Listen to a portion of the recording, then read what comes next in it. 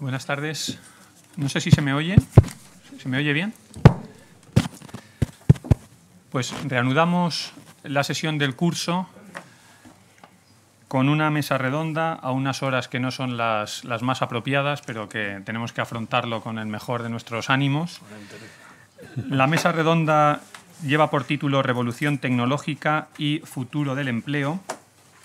Y los ponentes que tenemos en esta mesa redonda son, como verán ustedes en el programa, y que se los voy presentando desde el más lejano que tengo a mi izquierda, José María Goerlich, don Ildefonso Camacho y don Antonio Gutiérrez.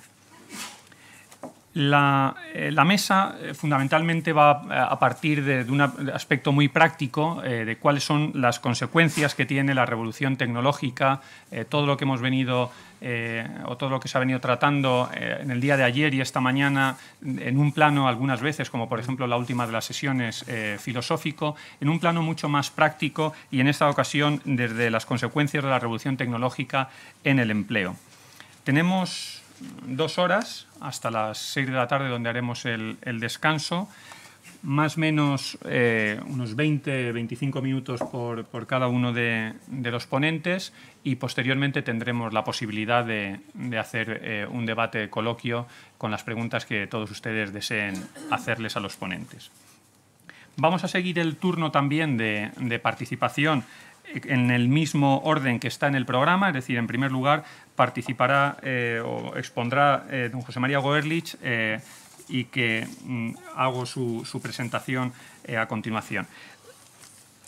José María es licenciado por la Universidad de Valencia, es doctor por la de Bolonia. Su cátedra de Derecho del Trabajo de la Universidad de Las Palmas de Gran Canaria la obtuvo en el curso 95-96. Desde el 98 es catedrático en la Universidad de Valencia, vicedecano de la Facultad de Derecho, ha sido vicerrector de profesorado en esta universidad, director del Colegio Mayor y en la actualidad es director del Departamento de Derecho del Trabajo y de la Seguridad Social.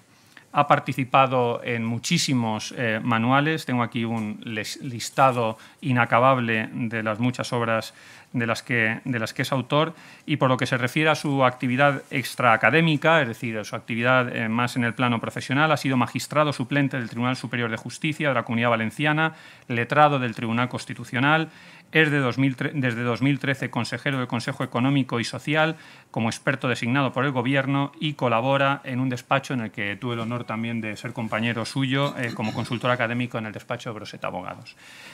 La mesa que le corresponde o la ponencia que le corresponde, como verán en el resumen que ha hecho de su exposición, es sobre el trabajo y la tecnología desde un punto de vista muy concreto a lo que es su especialidad, es decir, al derecho del trabajo, ¿no? Y aspectos o reflexiones como si estamos ante el fin del trabajo con la robotización, las plataformas, al fin de las regularidades, o si debemos de repensar el derecho del trabajo, son algunas de las consideraciones y reflexiones que nos pondrá sobre la mesa. Pues sin más, José María, cuando...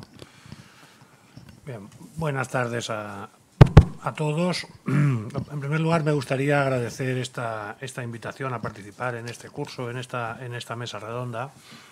Me da oportunidad de compartir algunas inquietudes con todos ustedes y estar acompañado de estos ilustres copartícipes en la mesa, ¿no? Gracias, Jesús, también por tu presentación. Bien, como les ha anticipado Jesús, la idea que yo pensaba plantearles son unas reflexiones sobre el tema general, revolución tecnológica y futuro del empleo, pero desde el punto de vista de una persona que, como soy yo, que me he dedicado fundamentalmente a los aspectos jurídicos, ¿no? Por tanto, hablaré como jurista del trabajo. Hay temas que, por tanto, los tocaré, pero que yo no soy capaz de decir si sí o si no, ni siquiera todo lo contrario. Bien. Una primera reflexión muy rápida es por qué nos preocupa el impacto de la revolución tecnológica sobre el empleo. Yo creo que esto es una cosa bastante obvia. Tanto para los juristas del trabajo, por supuesto, que vivimos de eso, pero desde el punto de vista psicológico, sociológico, desde el punto de vista de los economistas, desde el punto de vista de cualquier persona que se dedica a las ciencias sociales y también desde el punto de vista de las personas, que es lo importante, el trabajo ha venido siendo tradicionalmente el centro de nuestras vidas, ¿no? Y esto tanto desde una perspectiva individual, digamos, porque uno saca de ahí la supervivencia y una serie de valores, como también desde el punto de vista de la socialización, ¿no? Y esto yo creo que es evidente, no hace falta que insista en ello, todos lo sabemos. Y hay unas palabras muy bonitas en la encíclica que se conmemora en este encuentro, la efemérides del aniversario de su publicación, sobre este tema del papel que tiene el trabajo, tanto desde el punto de vista individual como desde el punto de vista social, ¿no? Entonces, ¿por qué nos preocupa la revolución tecnológica? Hombre, porque yo creo que tenemos todos la sensación de que ese centro de nuestra vida humana, digamos, está puesto en peligro por la revolución tecnológica, ¿no? Esta puesta en peligro tendría dos facetas distintas. La primera se la voy a apuntar, pero no voy a decir nada de ella, ya verán por qué. Y la segunda, que sí que hablaré de ella con algo más de extensión. La primera es la que yo llamo cuantitativa, ¿eh? ¿Se acaba el empleo? Esa es la pregunta. Y la segunda, que es más bien cualitativa. ¿Qué empleo viene? ¿Cuál es el trabajo que existirá en el futuro o que está existiendo ya? Bien, si nos situamos en la primera perspectiva, la perspectiva cuantitativa, ¿va a producir la revolución tecnológica la pérdida de los empleos? Bueno, este es un debate que se ha vuelto a abrir ahora, se abre históricamente cada vez que hay episodios tecnológicos importantes, y en esta época, como estamos viendo lo que pasa con los robots, con la inteligencia artificial, con la conectividad, con Internet, etcétera, etcétera, pues vuelve a abrirse el debate sobre si el trabajo se terminará o no se terminará. Como ha pasado en otros momentos, hay dos perspectivas, una perspectiva que se ha dado en llamar tecnopesimista y otra que se ha dado en llamar tecnooptimista, ¿no? La tecnopesimista nos dice que esta vez va a ser distinto de lo que ha pasado en tiempos anteriores, en la medida en que las tecnologías de ahora son distintas, son mucho más asequibles de lo que eran en el pasado y es probable que sean autorreproductivas. Son tecnologías que generan a su vez nuevas tecnologías a través de los modelos de inteligencia artificial y esto. Y por tanto es probable que no pase como ha pasado en el pasado, que el desempleo que genera la tecnología es absorbido por el círculo virtuoso, digamos, del crecimiento. Esto es lo que, por el contrario, opinan los que he llamado tecnooptimistas, que de alguna forma, aunque en el corto plazo habrá desempleo, a largo plazo la tecnología producirá crecimiento y en la medida en que eso es así, se producirá empleo que, digamos, restañará las heridas que en un momento dado haya podido producir el desempleo. ¿Qué hay de razonable en cualquiera de estas dos aproximaciones? La verdad es que yo creo que para esto haría falta no ser jurista del trabajo, sino ser economista, o quizá algo más. Yo creo que para resolver si la aproximación correcta es tecnooptimista o es tecnopesimista, habría que ser alguien capaz de leer una bola de cristal o matar un pájaro y leer en su interior qué va a pasar en el futuro más o menos lejano. Yo este tipo de cosas no las sé hacer y por tanto no voy a decir nada. No lo sé si tecnooptimismo, todo va a ir bien gracias a la tecnología, o tecnopesimismo, todo va a ir mal porque va a haber menos empleo. Lo que sí que estoy bastante seguro es de lo que les voy a hablar desde el punto de vista cualitativo, porque puede que haya a lo mejor el mismo empleo. Podemos aceptar ser tecnooptimistas, y que en el futuro tengamos el mismo empleo que tenemos ahora, o incluso más porque se ha producido un crecimiento. Pero lo que sí que parece bastante evidente es que ese empleo que va a existir en el futuro va a ser un empleo distinto. Puede que tengamos mucho empleo, pero da la impresión, si lo miramos desde un punto de vista cualitativo, que ese empleo va a ser muy distinto y de hecho ya lo está siendo, del empleo que estamos conociendo hasta este momento, que hemos conocido hasta este momento. Desde este punto de vista, yo creo que hay un par de fenómenos de interés que afectan a cómo se organizan las empresas. Y esos fenómenos de interés hacen que las empresas y el trabajo en las empresas pasen a organizarse de una forma muy diferente a cómo se han organizado históricamente.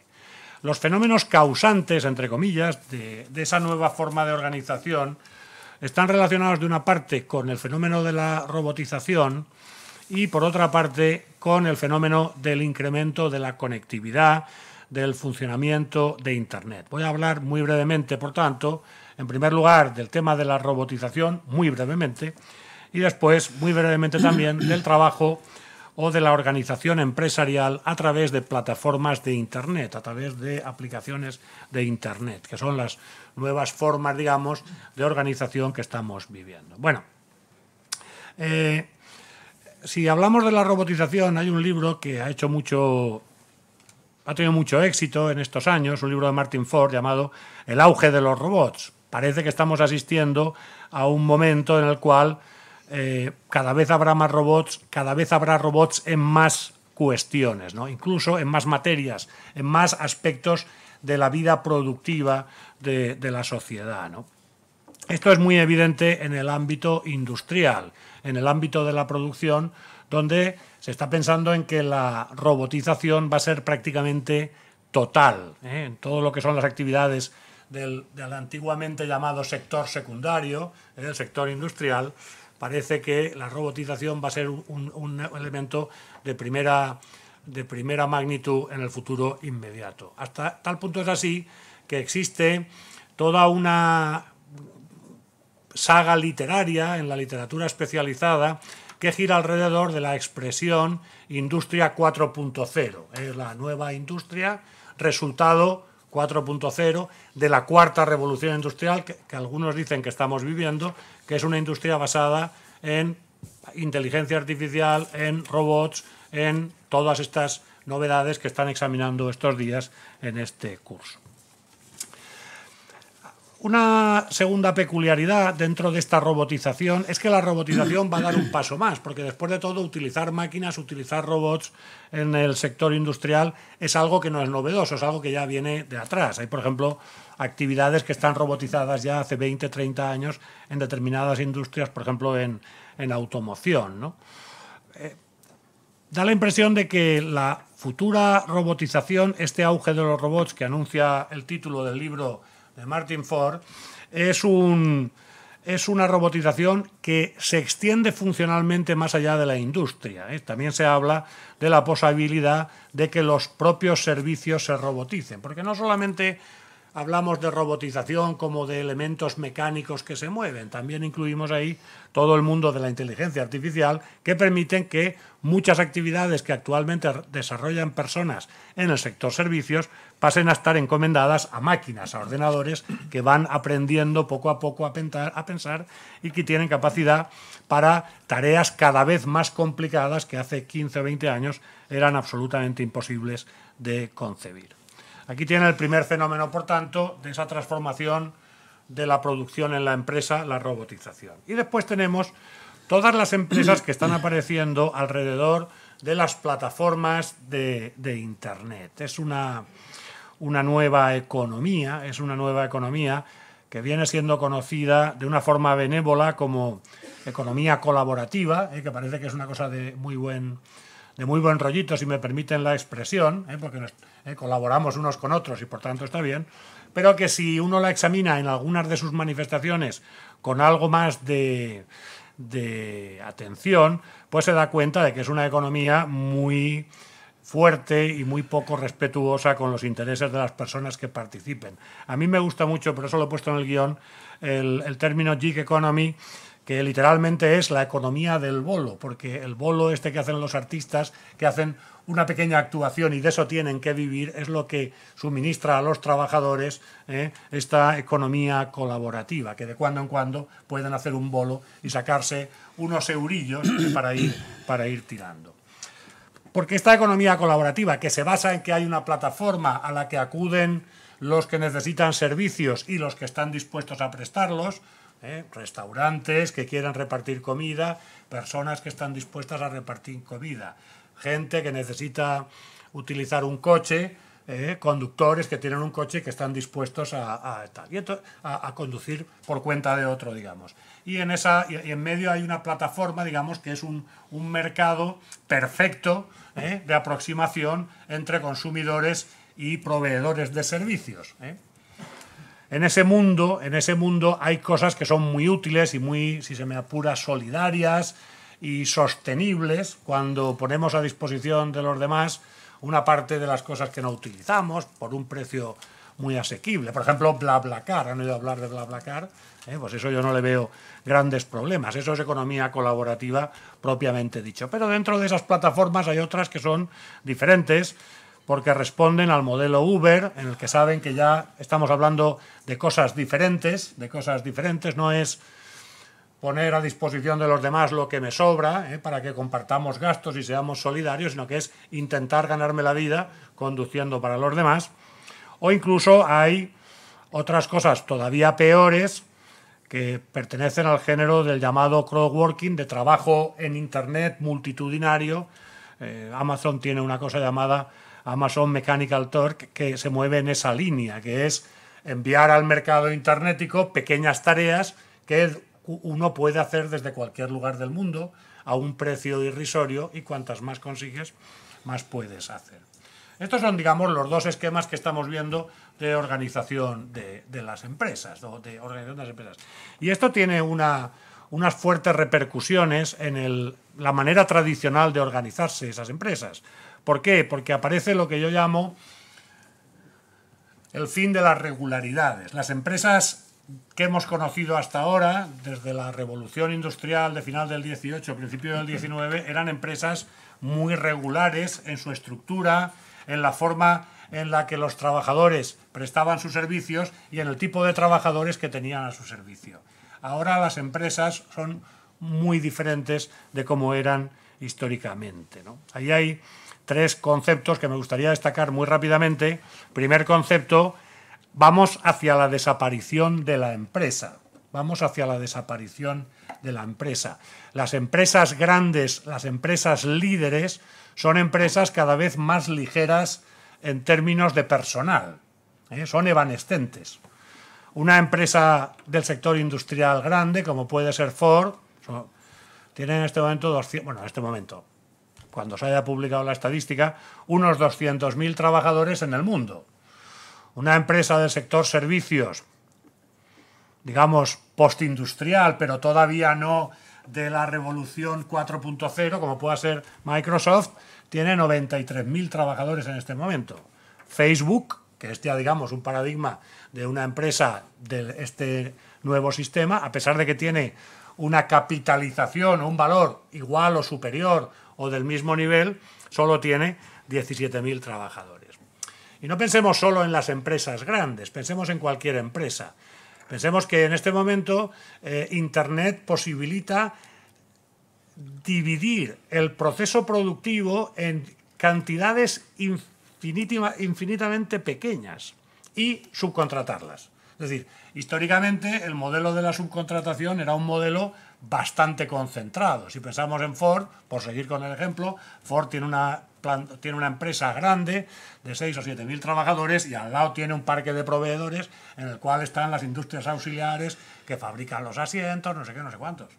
Pero cada vez más Ford y cualquier empresa grande o pequeña puede dividir todavía más las funciones y mandarlas al mercado para que las hagan otras empresas, sin límite alguno. ¿Por qué? Porque Internet permite que se coordinen en tiempo real. Internet permite que se coordinen en tiempo real, con independencia de la distancia, que esto también es muy importante. Es decir, no solamente es que el parque de proveedores tenga que estar al lado, sino que lo podemos enviar muy lejos en el mundo. Esa es la primera irregularidad. La empresa, que la conocemos como un sitio muy grande, lleno de máquinas y tal y que cual, es algo que parece que está desapareciendo. Dentro de esa empresa había trabajadores, y aquí está la segunda irregularidad que desaparece. Había trabajadores que compartían un tiempo más o menos estándar para todos igual y, por supuesto, un lugar de trabajo. Esta idea, el tiempo y el lugar de trabajo, es una idea que acompaña al derecho del trabajo desde la primera ley. La primera ley en materia de derecho del trabajo, saben, si no saben se lo digo yo, es la ley de accidente de trabajo de 1900 y ya aparece esa expresión en el tiempo y en el lugar de trabajo. Pues bien, este tiempo y este lugar de trabajo saltan hechos pedazos, ¿no? ¿Y por qué saltan hechos pedazos? Porque ya no son quizá necesarios. Tiempo de trabajo, ya, el lugar de trabajo ya no es necesario, lo acabo de ver, he comentado las posibilidades organizativas que tiene Internet, pero ni siquiera el tiempo de trabajo, es decir, el tiempo de trabajo es algo que ya lo hacen los robots, ya lo hacen las máquinas. La aportación humana, desde el punto de vista del tiempo, aparece como a intervalos, a saltitos. Es decir, en un momento dado habrá que diseñar el proceso, en un momento dado habrá que evaluar el proceso, en un momento dado habrá que mantener el proceso productivo que hemos diseñado, pero no hace falta que estemos todo el rato. Y ni siquiera hace falta que estemos allí cuando tengamos que estar allí. Podemos hacerlo desde casa a través de Internet. Por tanto, tiempo y lugar de trabajo desaparecen y con eso desaparece un elemento clave del derecho del trabajo y de las relaciones laborales, que es la concentración del trabajo. Última cuestión, y voy acabando porque me parece que debo estar ya en el límite de los 20 minutos, la polarización de los servicios. Este es un fenómeno que está apareciendo de forma cada vez más intensa, pero que lleva ya algunas décadas en marcha. A medida que se incorporan potencialidades tecnológicas en las empresas, los empleos que desaparecen son los de la faja intermedia, los de la fase intermedia. Los empleos muy cualificados permanecen porque alguien tiene que programar las máquinas hasta que no inventemos eso que se llama la superinteligencia, que ya algunos están diciendo que puede llegar, pero alguien tiene que programar la máquina y organizar toda esta fiesta, y alguien tiene seguramente que diseñar el proceso. Y también se quedan los trabajos de la franja inferior, ¿Por qué? Porque quizá no vale la pena invertir para tecnificarlos. Son trabajos tan devaluados, digamos, que no vale la pena invertir. El trabajo medio es el que va desapareciendo. Hay algunas imágenes muy claras de lo que se está produciendo en el mercado de trabajo como consecuencia de la tecnificación. Bien, si Jesús me da 5 minutillos para concluir, claro, esto implica que el derecho del trabajo, que es a lo que yo me dedico, como les he dicho, y que estoy hablando como jurista del trabajo, pues va a atravesar una fase tremenda, una fase crítica. ¿Por qué? Bueno, antes de por qué. Y con él los intereses que hay detrás del derecho del trabajo. El derecho del trabajo, las normas que regulan las relaciones entre los trabajadores y sus organizaciones y los empresarios y sus organizaciones, históricamente ha garantizado, mejor o peor, cada uno tendrá su opinión, un cierto equilibrio entre quien detenta el capital, y los poseedores de trabajo, y algo de igualdad en ese tipo de relaciones. El derecho del trabajo está muy relacionado con equilibrio y con igualdad. Y si atraviesa una crisis, ese equilibrio, capital-trabajo, esa igualdad, pues atravesarán también una crisis. ¿Cuáles son los problemas? Muy rápidamente los telegrafío. Hombre, lo primero que pasa es que el derecho del trabajo en este nuevo contexto no va a llegar a todos los trabajadores. Este es un fenómeno que tiene su explicación. Es decir, a medida que la empresa se tecnifica, es más difícil reconocer al trabajador y, por tanto, es más difícil que el ordenamiento le dispense protección. Saben que el trabajo lo solemos dividir los juristas en trabajo asalariado, trabajo subordinado y trabajo autónomo. El trabajo subordinado lo regula el derecho del trabajo, lo protege el derecho del trabajo. El trabajo autónomo está fuera del derecho del trabajo y ya se apañará, no está protegido. Esa es una distinción clave, ¿no? Bien, la diferencia entre uno y otro se encuentra en elementos que están muy vinculados a elementos en crisis en las empresas actuales.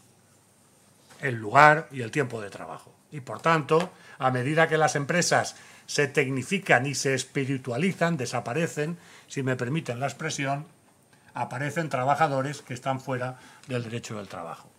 Que están fuera del derecho del trabajo y puede que estén fuera de las fronteras jurídicas del derecho del trabajo.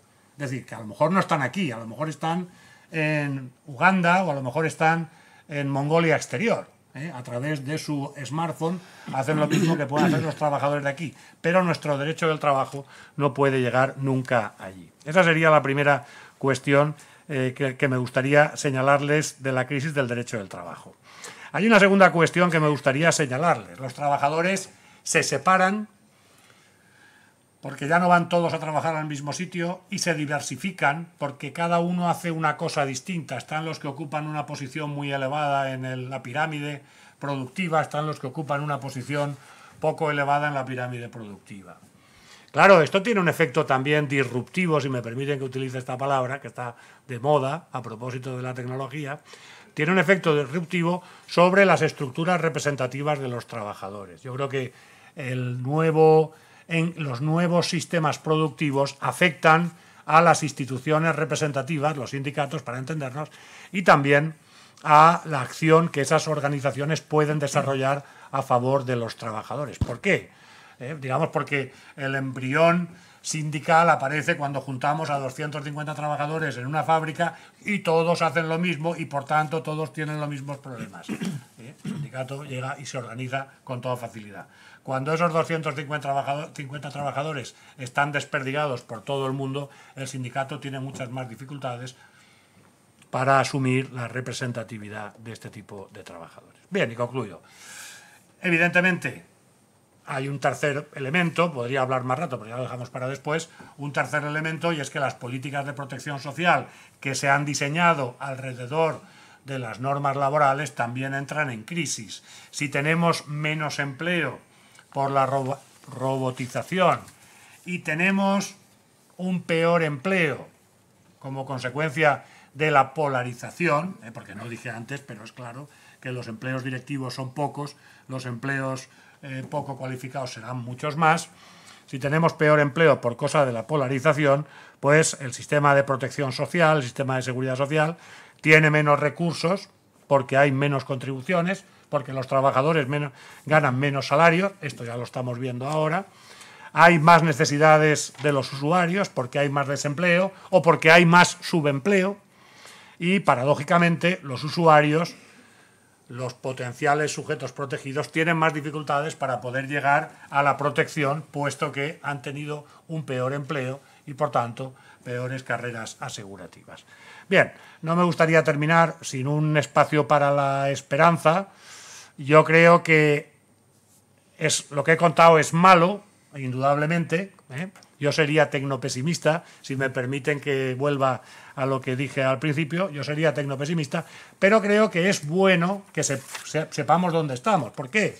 Hombre, porque si sabemos dónde estamos, como somos personas presuntamente inteligentes, yo creo que podremos reaccionar y podremos desarrollar políticas públicas que superen estos inconvenientes que estoy comentando. Pasa lo mismo que si habláramos del cambio climático o del rollo de la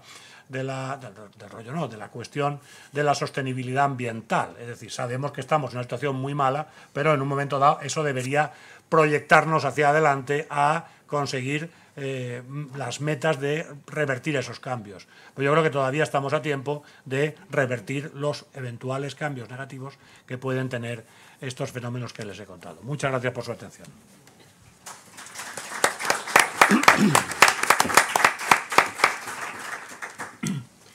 Muchas gracias. Muchas gracias, José María. De esta perspectiva jurídica pasamos a una perspectiva más ética, histórica, teológica, a cargo de Ildefonso Camacho. Es profesor de Doctrina Social de la Iglesia y de Moral Social de la Facultad de Teología de la Universidad de Granada. Él dice que jubilado, pero a la vista de sus permanentes conferencias e intervenciones, yo creo que jubilado todavía, desde luego, que no se le puede calificar. Es presidente de la Fundación Universidad Loyola de Andalucía. Es autor de numerosas obras y un conferenciante tan reconocido como que no hace falta más presentaciones sino que pasar a su exposición.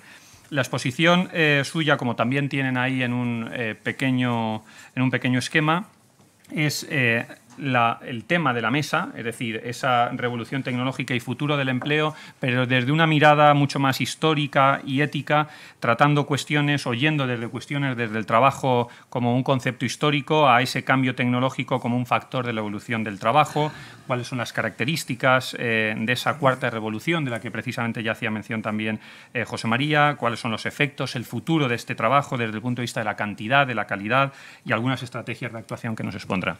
Pues cuando quieras, Ildefonso, muchas gracias. Gracias. Efectivamente, no es que lo digo yo, es que estoy jubilado. La cosa es que no estoy sin hacer nada, pero estoy jubilado. Bien, aparte de esta precisión, una segunda precisión es que yo a esta mesa vengo en calidad de lo que he sido siempre, que es profesor de moral social. Por tanto, me voy a fijar sobre todo en esos aspectos. Como ven, hay un esquema bastante largo que les he facilitado, pero no porque lo vaya a desarrollar entero, porque no me daría tiempo, sino porque esta es la composición que yo me hago para abordar esta cuestión. Entonces, efectivamente, el punto de partida es, esta mañana ya insistía bastante Raúl González Fabre en eso, es que el trabajo es un concepto, o si quieren, una realidad que tiene una evolución histórica que no podemos perder de vista. O sea que lo que nosotros hoy entendemos por trabajo, a pesar de todas estas ambigüedades que ya hay en torno al trabajo, no ha sido siempre lo que se ha entendido por trabajo. Ni la valoración de eso que llamamos trabajo ha sido siempre la misma. Esto yo creo que nos sitúa a mí en una perspectiva distinta, que es que la realidad no hay que contemplarla desde una perspectiva estática, sino desde una perspectiva dinámica. A mí esto siempre me ha ayudado mucho en mi reflexión y en mi docencia y en mi investigación, porque creo que nos da el verdadero punto de vista para acercarnos a la realidad, cualquiera que sea, pero concretamente aquí en el trabajo. Ese concepto de trabajo que nosotros tenemos, que tanto ha condicionado el derecho del trabajo, y lo ha dicho José María antes, y que creo que también ha condicionado la reflexión ética y el pensamiento social cristiano, es un concepto de trabajo que tiene unas coordenadas históricas y que fundamentalmente, a mí me gusta siempre definirlo, trabajo, nosotros entendemos trabajo productivo y remunerado. Pero no siempre hemos tenido una idea tan clara del trabajo así para distinguirlo de otras actividades humanas, a las que no le llamamos trabajo. Bueno, eso es un primer punto. Luego, si pasamos al tema del cambio tecnológico, también haciéndolo de una forma un poco telegráfica, el cambio tecnológico es un proceso también sin solución de continuidad. Por tanto, desde hace siglos, la humanidad ha ido mejorando sus condiciones técnicas y eso ha ido incidiendo sobre el trabajo.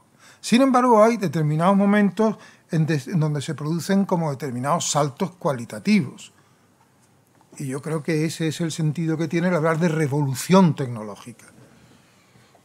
Cuando nosotros hablamos hoy de la cuarta revolución tecnológica, bueno, la primera curiosidad siempre es saber cuáles son las tres anteriores. La primera fue la incorporación del carbón y del vapor, la máquina de vapor. La segunda se suele considerar el petróleo y la electricidad. La tercera, las tecnologías de la información. Y como siempre pasa, la cuarta es esa que tenemos ahora, que todavía no sabemos mucho lo que es, pero que ya empezamos a vislumbrar que se relaciona con lo que se llamaría la inteligencia artificial. Es decir, hasta qué punto la máquina es capaz de reproducir todos los procesos del razonamiento humano. Esta mañana también Raúl González Fabre algo hablaba de esto, y bueno, me lo ahorro también aquí ahora, ¿no? Pero nos vamos a referir concretamente a ese cambio o a esa revolución tecnológica de la cual yo no soy especialista en estas cosas. Por tanto, tampoco esperen de mí que me meta mucho en los detalles, pero sí me gustaría por lo menos indicar algunos efectos que se pueden ir notando ya, porque yo creo que no es solamente el problema de si el empleo se va a reducir o no se va a reducir, sino si va a cambiar la calidad del trabajo humano. Si el trabajo haya mucho o haya poco, que es una cuestión importante, pero no es la única, sino si el trabajo además va a seguir siendo el mismo tipo de trabajo. Bueno, yo creo que se vislumbran cambios, aunque todavía no sepamos muy exactamente concretarlos ni ver cuál va a ser su alcance. Yo he puesto, por ejemplo, aquí algunos. Primero, el cambio del trabajo tiene un ritmo más rápido y eso supone también un hándicap, por ejemplo, en el campo de la formación y en el campo de la adaptación del ser humano al trabajo que hace. Segundo, esto ya lo estamos viendo, se reduce la estandarización del trabajo, la producción en masa, que fue tan característica de la segunda revolución industrial. Y vamos a un trabajo, a una producción mucho más personalizada, que hace que ya el trabajo no está orientado a la producción en masa, sino es un trabajo mucho más especializado, mucho más bajo demanda concreta. Por otra parte, también se produce esta fragmentación de las tareas, eso que algunos llaman el taylorismo informático, que también modifica el sistema de trabajo. Por otra parte, también, lo ha dicho José María, se modifican las condiciones respecto al lugar, respecto a tiempo. No hay que estar en el mismo sitio, ni el trabajo tiene un tiempo delimitado. Se hace, bueno, cada uno lo hace en función de sus posibilidades, de su interés, etcétera, ¿no? Y luego una cosa que me parece importante, empieza a difuminarse la frontera entre trabajo y no trabajo. Y esto abre muchas posibilidades y, por otra parte, nos mete en un terreno de mucha mayor ambigüedad. Y luego también me parece importante, en estos efectos respecto a la calidad del trabajo, al tipo de trabajo que hacemos, el hecho de que, claro, las tareas que se automatizan son aquellas que más fácilmente va a dejar de hacer el ser humano. Entonces, para nosotros, para las personas, van a ir perdiendo sentido las tareas que son más repetitivas, más rutinarias, y van a ir quedando las tareas que sean más creativas. Esta mañana también se hablaba de eso, la creatividad como factor, con su respectivo interrogante, que también se ponía, ¿no? Pero como aquello que nunca va a poder hacer la máquina. La máquina, sobre todo los robots, van a poder manejar cada vez más datos, probablemente, bueno, seguro, con mucha más rapidez y mucha más agilidad que incluso el cerebro humano. Y por tanto, lo que sea la gestión de los datos, la composición de los datos, eso ya lo hacen mejor las máquinas que nosotros. Pero al final, lo típicamente humano, que es el programar lo que no está en los datos que se manejan, el abrirse al futuro, en último término la creatividad, seguirá siendo siempre esa una tarea que tendrá que hacer el ser humano.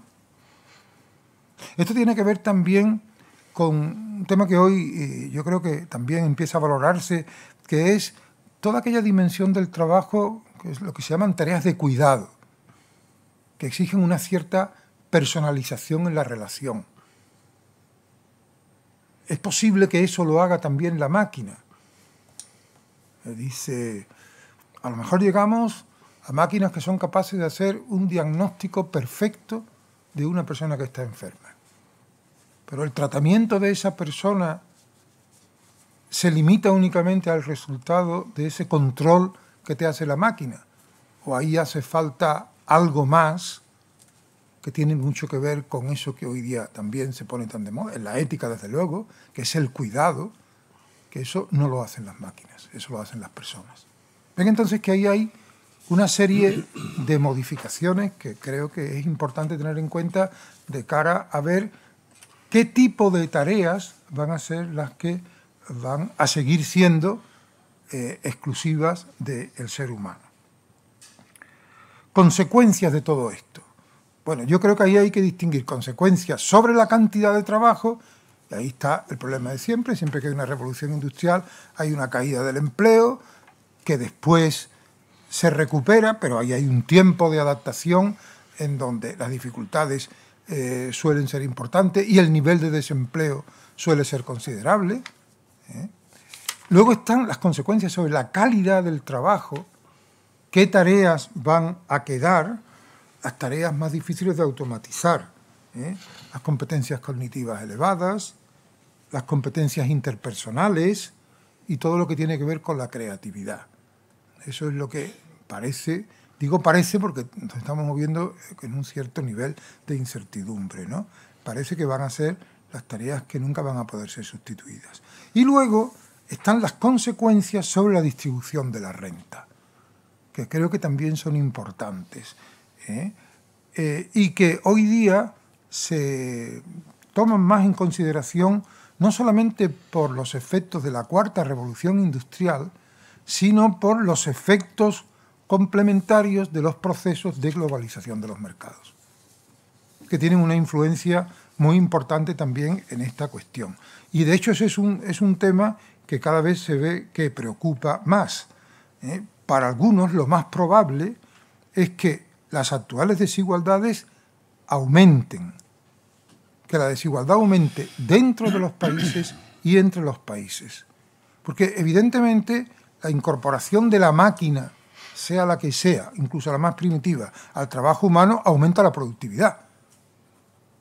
Pero claro, ¿quién se apropia del aumento de ese plus de productividad?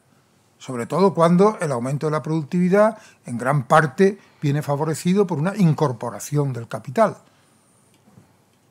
De hecho, el hecho sintomático de que la distribución funcional de la renta cada vez vaya dejando más en evidencia que el trabajo pierde peso a costa del capital, eso significa que a medio plazo ya se está produciendo un desequilibrio y un aumento de las desigualdades. Esto creo que también es una cosa importante. Y esto, evidentemente, tiene dos consecuencias que yo creo que son de importancia. Una, que el mercado por sí mismo no es capaz de corregir las desigualdades. Esto era una cosa bien sabida de siempre, pero ahora se pone de manifiesto más en el contexto del mercado mundial, de una fuerte competencia, de un incremento creciente de la aportación del capital que aumenta la productividad, pero que deja en el aire el tema de la distribución. Y tiene, por tanto, significa que si el mercado no es capaz de afrontar el tema de la desigualdad, hace falta que intervengan los poderes públicos. Pero con el agravante de que los poderes públicos, los estados, actúan dentro de sus fronteras territoriales. Entonces, los grandes procesos de los mercados globales, no hay nadie que los regule. Ese es un tema que queda abierto también. No es exclusivo de esta cuestión, pero aquí nos lo encontramos una vez más. Y luego una consecuencia también importante que tiene todo esto es sobre la estrategia de la educación. ¿Hasta qué punto los que nos dedicamos a la educación, en cualquier nivel que sea, no tenemos que tener muy en cuenta qué tipo de competencias, hoy que se habla tanto de competencias en la educación, qué tipo de competencias son las que tenemos que promover en las tareas educativas?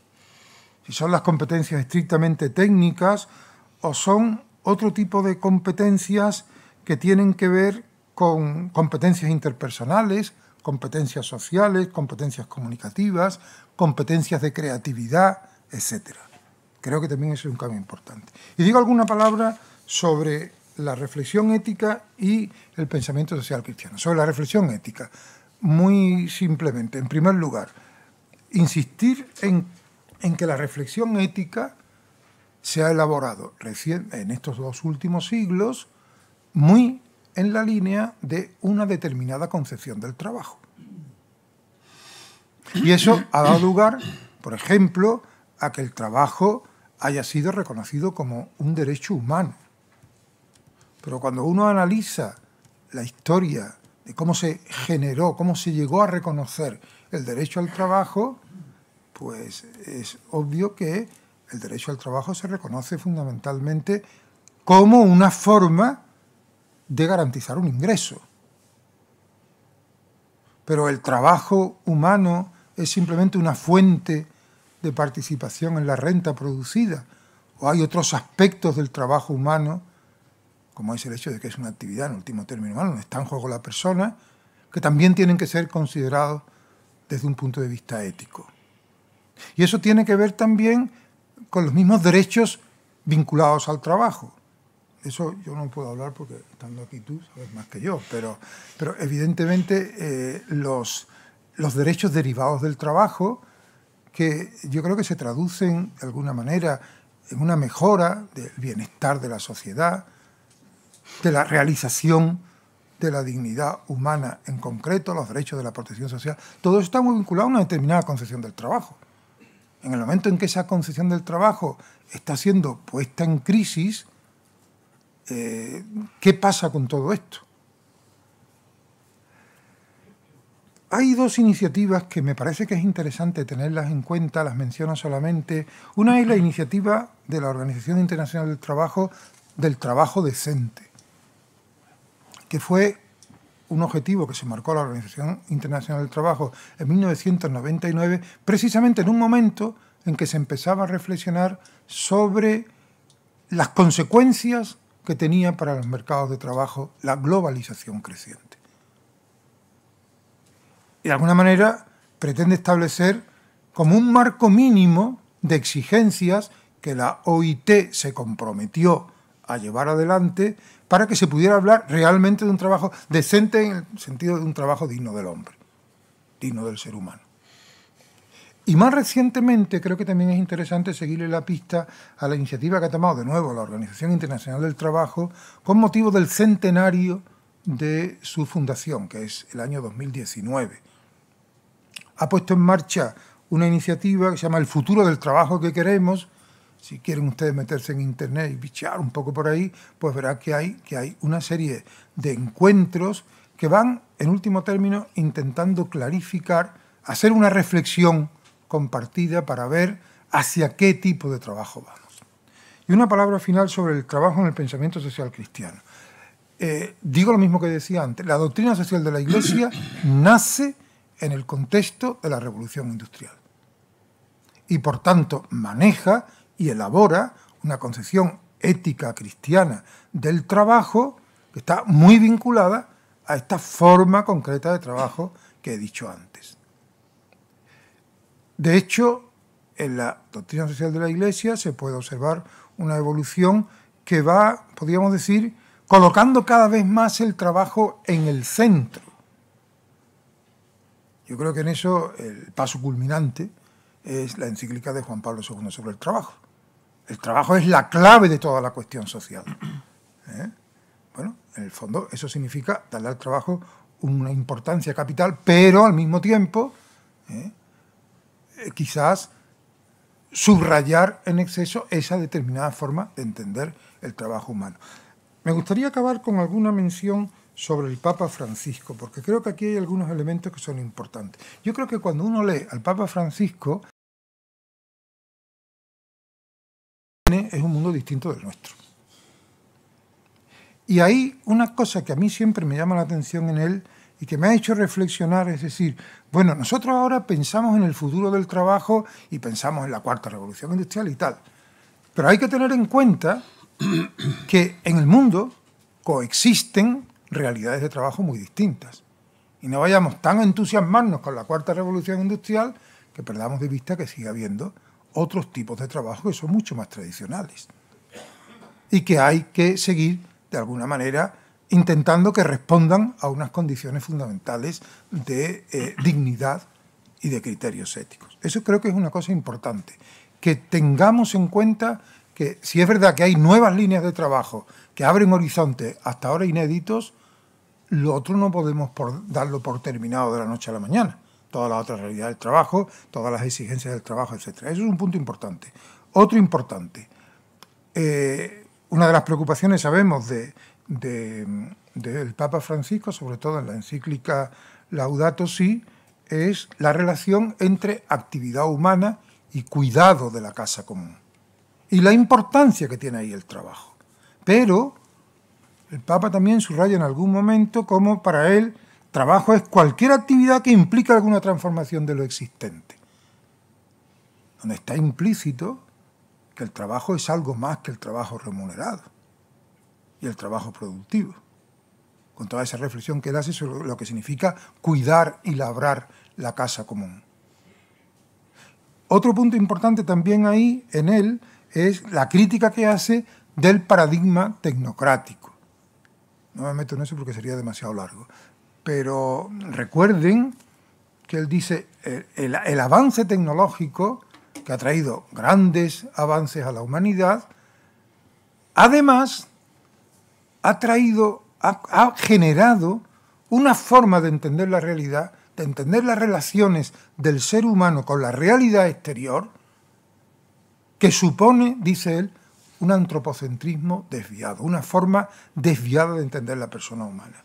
La persona humana que tiene el derecho y casi la obligación a dominar todo objeto externo a ella. A eso le contrapone él un antropocentrismo que coloque al ser humano en su verdadero lugar, de cuidar la casa, no de dominar la casa. Y eso afecta también al trabajo. Y por último, también creo que es importante recordar las intervenciones que él ha tenido en los encuentros mundiales de los movimientos populares, donde él ha trabajado siempre las 3 T: techo, tierra, trabajo. Y donde ha subrayado cómo el trabajo como derecho, y aquí efectivamente está recogiendo la concepción tradicional, el trabajo como derecho es una forma de inclusión y el desempleo es una forma de exclusión que desgraciadamente genera el sistema económico actual, eso que él llama la economía que mata. Pues nada más, muchas gracias.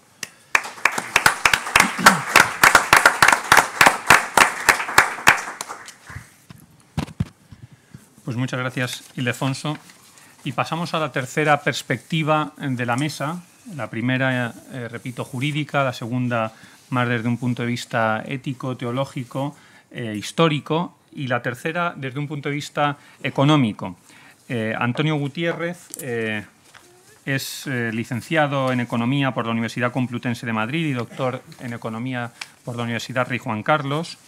Ha sido secretario general de la Confederación Sindical de Comisiones Obreras desde el año 87 hasta abril del 2000, momento en el que cesó por autolimitación de mandatos, porque si no, pues posiblemente podría seguir siendo su secretario general, ¿no?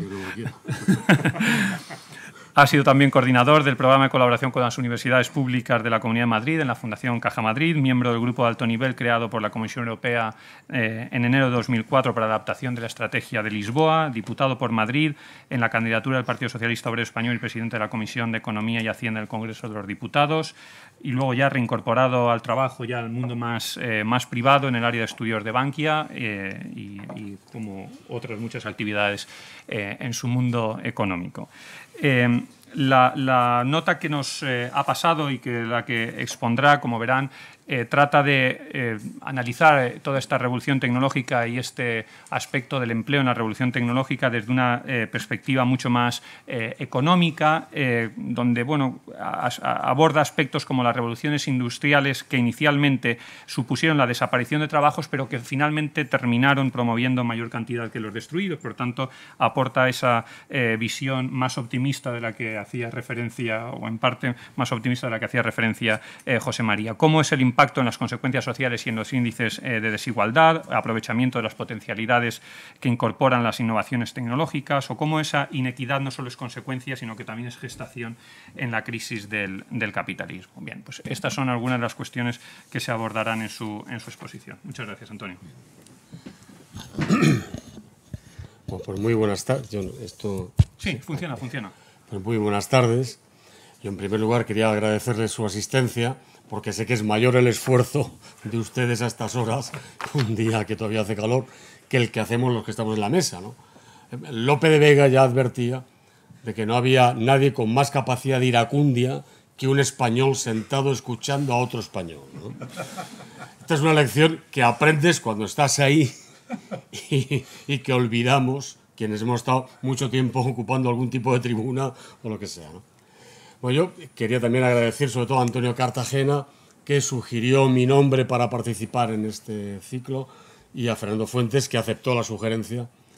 Con Antonio comentábamos ahora al entrar, a mí me une una larga y sobre todo una entrañable amistad, porque ya que se ha hablado aquí de algunos cargos, yo soy de los que considera que la única amistad que merece tal nombre es la que trasciende de los cargos o de los carguillos que haya tenido uno a lo largo de su vida, ¿no? Que precisamente para que sean saludables y no te trastornen, tienen que ser efímeros, pasajeros. Por eso le apostillaba a Jesús que menos mal si yo me autoimpuse un límite de mandatos cuando eso no era costumbre en nuestro país, incluso se veía muy mal.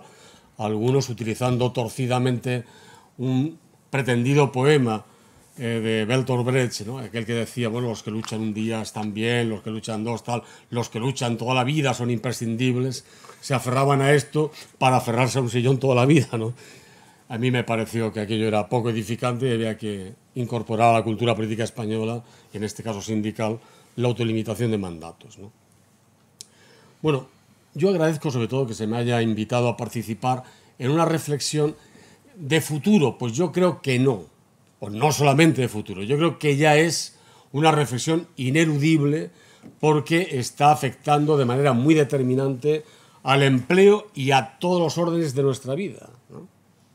Las innovaciones, esto que se ha dado en llamar la cuarta revolución o la revolución digital, como bien se sabe, afectan hasta las relaciones sociales, la política, la comunicación entre las personas y, por supuesto, el empleo también, ¿no? No es que sea algo muy novedoso, ¿no? Ya sé que el concepto de trabajo ha evolucionado muchísimo, como ya se ha dicho, de manera mucho más brillante que lo pueda decir yo por los anteriores ponentes, ¿no? Pero, si se me apura, desde el Neolítico, ¿no?, cada vez que la humanidad ha tenido que procurarse nuevos procedimientos para sobrevivir, para vivir en mejores condiciones, ha habido tareas que han ido declinando, por ejemplo, la de los cazadores, en favor de los recolectores, ¿no? Por cierto, también, según los antropólogos, ese impacto fue menor en el Neolítico porque no había jerarquía social. No se han encontrado vestigios de que unas viviendas fuesen más preeminentes que otras o más ostentosas que otras. No había jerarquización social. Y la incorporación o la aparición de nuevas tareas, que fue desplazando a otras, se hizo tal vez de manera menos traumática que en los episodios sucesivos, ¿no? Podríamos saltar a la primera revolución industrial que se ha comentado aquí. Si leemos las novelas de Dickens, ¿no?, describiéndonos la Inglaterra de la era victoriana, veremos que es desolador, ¿no? Es terrible el panorama social.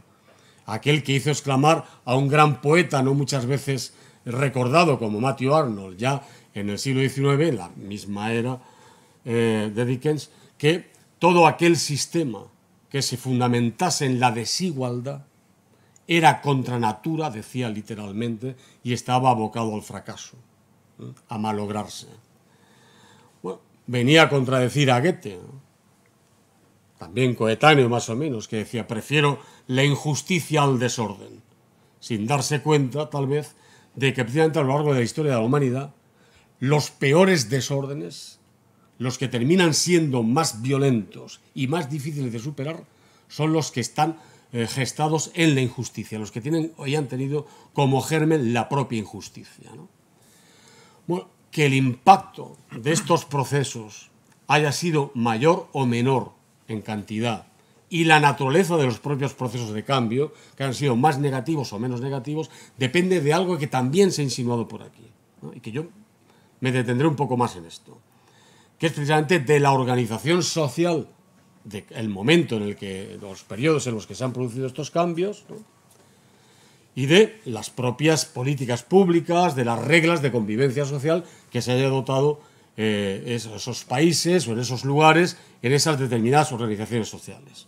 Por ejemplo, a diferencia de lo que ocurría en la primera revolución industrial, en la intermedia, porque no está catalogada ni como tercera ni como segunda, la que se da después de la Segunda Guerra Mundial, sobre todo, cuando se cristaliza en el pacto social las llamadas políticas keynesianas, cuando se produce la gran y mayor oleada de inversiones que ha conocido Europa en un periodo conocido también como los 30 años gloriosos o la era del desarrollismo, nos encontramos que han combinado, por un lado, un alto grado de democracia industrial, por la que trabajadores y empresarios, o capital y trabajo, hacían una primera distribución de la riqueza que generaban, uno con la aportación del capital y los dos con la aportación de su trabajo, pero como esa primera distribución de la riqueza, como bien señalaba Ildefonso, operada en el mercado mismo, no es suficiente, venían los poderes públicos para que con políticas públicas, las llamadas políticas sociales y fiscales, redistribuyesen en segunda derivada la riqueza que se había generado y que no acababa de generar un efecto equitativo, nunca igualitario, pero sí equitativo, que no habían podido generar las negociaciones convencionales entre el mundo del trabajo y el mundo del capital, ¿no? Ese pacto keynesiano, insisto, no solamente no fue un hándicap para el desarrollo o el progreso de las empresas y de la propia economía, por el contrario, indujo, como ya he dicho, la mayor oleada de inversiones que ha conocido Europa en su historia, iba a decir reciente, no, en su historia. Por esto, en el guión, se apuntaba ya que la desigualdad no es solamente consecuencia de las crisis.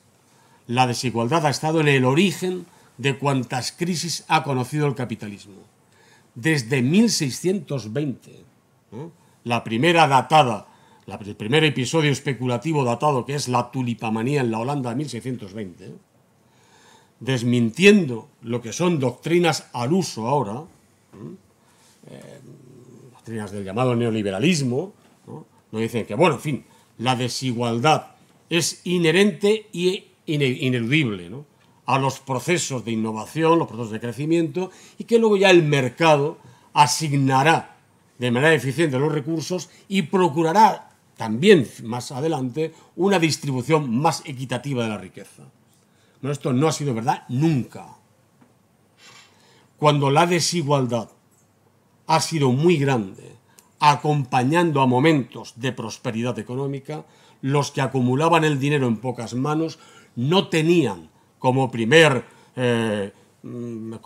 tentación, ¿no?, como primera inclinación, reinvertir sus excedentes de dinero en nuevas actividades, crear nuevos empleos, mejorar la condición de los más miserables, no. Como muy bien describe Galbraith en la breve historia de la euforia financiera, que por cierto vino a presentar en Madrid en la Complutense en 1990, y pues tuve la suerte y el honor, ¿no?, de participar en esta presentación, describe muy bien que a lo largo de toda la historia de la humanidad siempre ha estado latente la codicia humana, y ha bastado con que en momentos clave apareciera un pretendido genio financiero que, tras exhibir su genio, provocaba los mayores desastres de la historia de la economía mundial. Desastres proporcionales, por cierto, al genio exhibido. Y daba muchos ejemplos. Uno de ellos, pues la tulipamanía. Pues en la Holanda próspera, de 1620, un pequeño país que desplaza a muchos otros, ¿no?, y grandes imperios como el español, siendo avanzados, aventajados en el negocio financiero, ¿no?, el negocio bancario, por entendernos, y en el comercio marítimo. Una Holanda, por tanto, que crece en términos proporcionales más que ningún otro país del mundo en aquella época. Simultáneamente a esa gran riqueza, también Cipolla, un antropólogo y economista, historiador de la economía italiano, describía, puesto que no hay estadísticas para ver cómo se distribuía la riqueza en el momento, que una criada había hecho la proeza de ahorrar 14 florines en 14 años de trabajo, mientras que sus dueños gastaban en gastos suntuarios, solamente en vestidos, en comer, etc., el equivalente a los 2/3 de lo que pagaban por todos los empleados que tenían a su servicio, ¿no? Bueno, hubo un listo que pensó que los tulipanes que venían de Turquía en aquella época pues eran algo tan valioso que cualquier casa noble o burguesa o corte que se preciase no podía prescindir de estos tulipanes. Y aunque habían arribado a las costas de Holanda 75 años antes sin que nadie les hiciera caso, hubo este listo que dijo, no, este es el gran valor en el que hay que apostar. Se dedicaron a invertir aquellos nuevos ricos de Holanda en más actividades económicas. Tal. Ni siquiera Rembrandt, que era de esa época, ¿no? Se arruinó en ese momento, pues se fue a casar con la hija de su merchante, enviudó pronto, y el merchante pues se dedicó a los tulipanes y no a proteger a su yerno, ¿verdad? Es decir, la codicia humana inducida por estos genios que ven de momento el gran negocio del momento, ¿no? Pues provocó que los tulipanes estuvieran creciendo su valor, en fin, de una manera desorbitada. Hasta las tascas en Holanda se convertían en bolsas o bolsines de contratación. Por un tulipán se pagaba el equivalente a un arnés completo, un carro de caballos con 2 caballos tordos, dicen los textos de la época, ¿no? El equivalente, un tulipán, un bulbo de tulipán, era el equivalente a $56.000 actuales. Un armador pilló al capitán de un barco que había fletado comiéndose un tulipán porque creía que era el postre del desayuno, que eran unos arenques que le había ofrecido al armador, y casi lo mata, porque se había tragado en un plis-plas 50 y tantos mil dólares al cambio de la época, ¿no? Bueno, pues esa gran burbuja especulativa, al mismo tiempo que se daba una gran desigualdad y una gran riqueza en pocas manos, pues provocó una crisis de enormes proporciones como no se conocía, ¿no? Pero es que no habían pasado ni 100 años y en la corte de Inglaterra, ya del sucesor del rey Sol, Luis XV, con el duque de Orleans, que era un cretino, pues se dejó embaucar por otro genio, un tal John Law, qué ironías de la vida, Juanito Ley, traducido, un escocés fugitivo de la justicia por ladrón y asesino, pero que había recalado en Ámsterdam y había aprendido de paso el negocio bancario.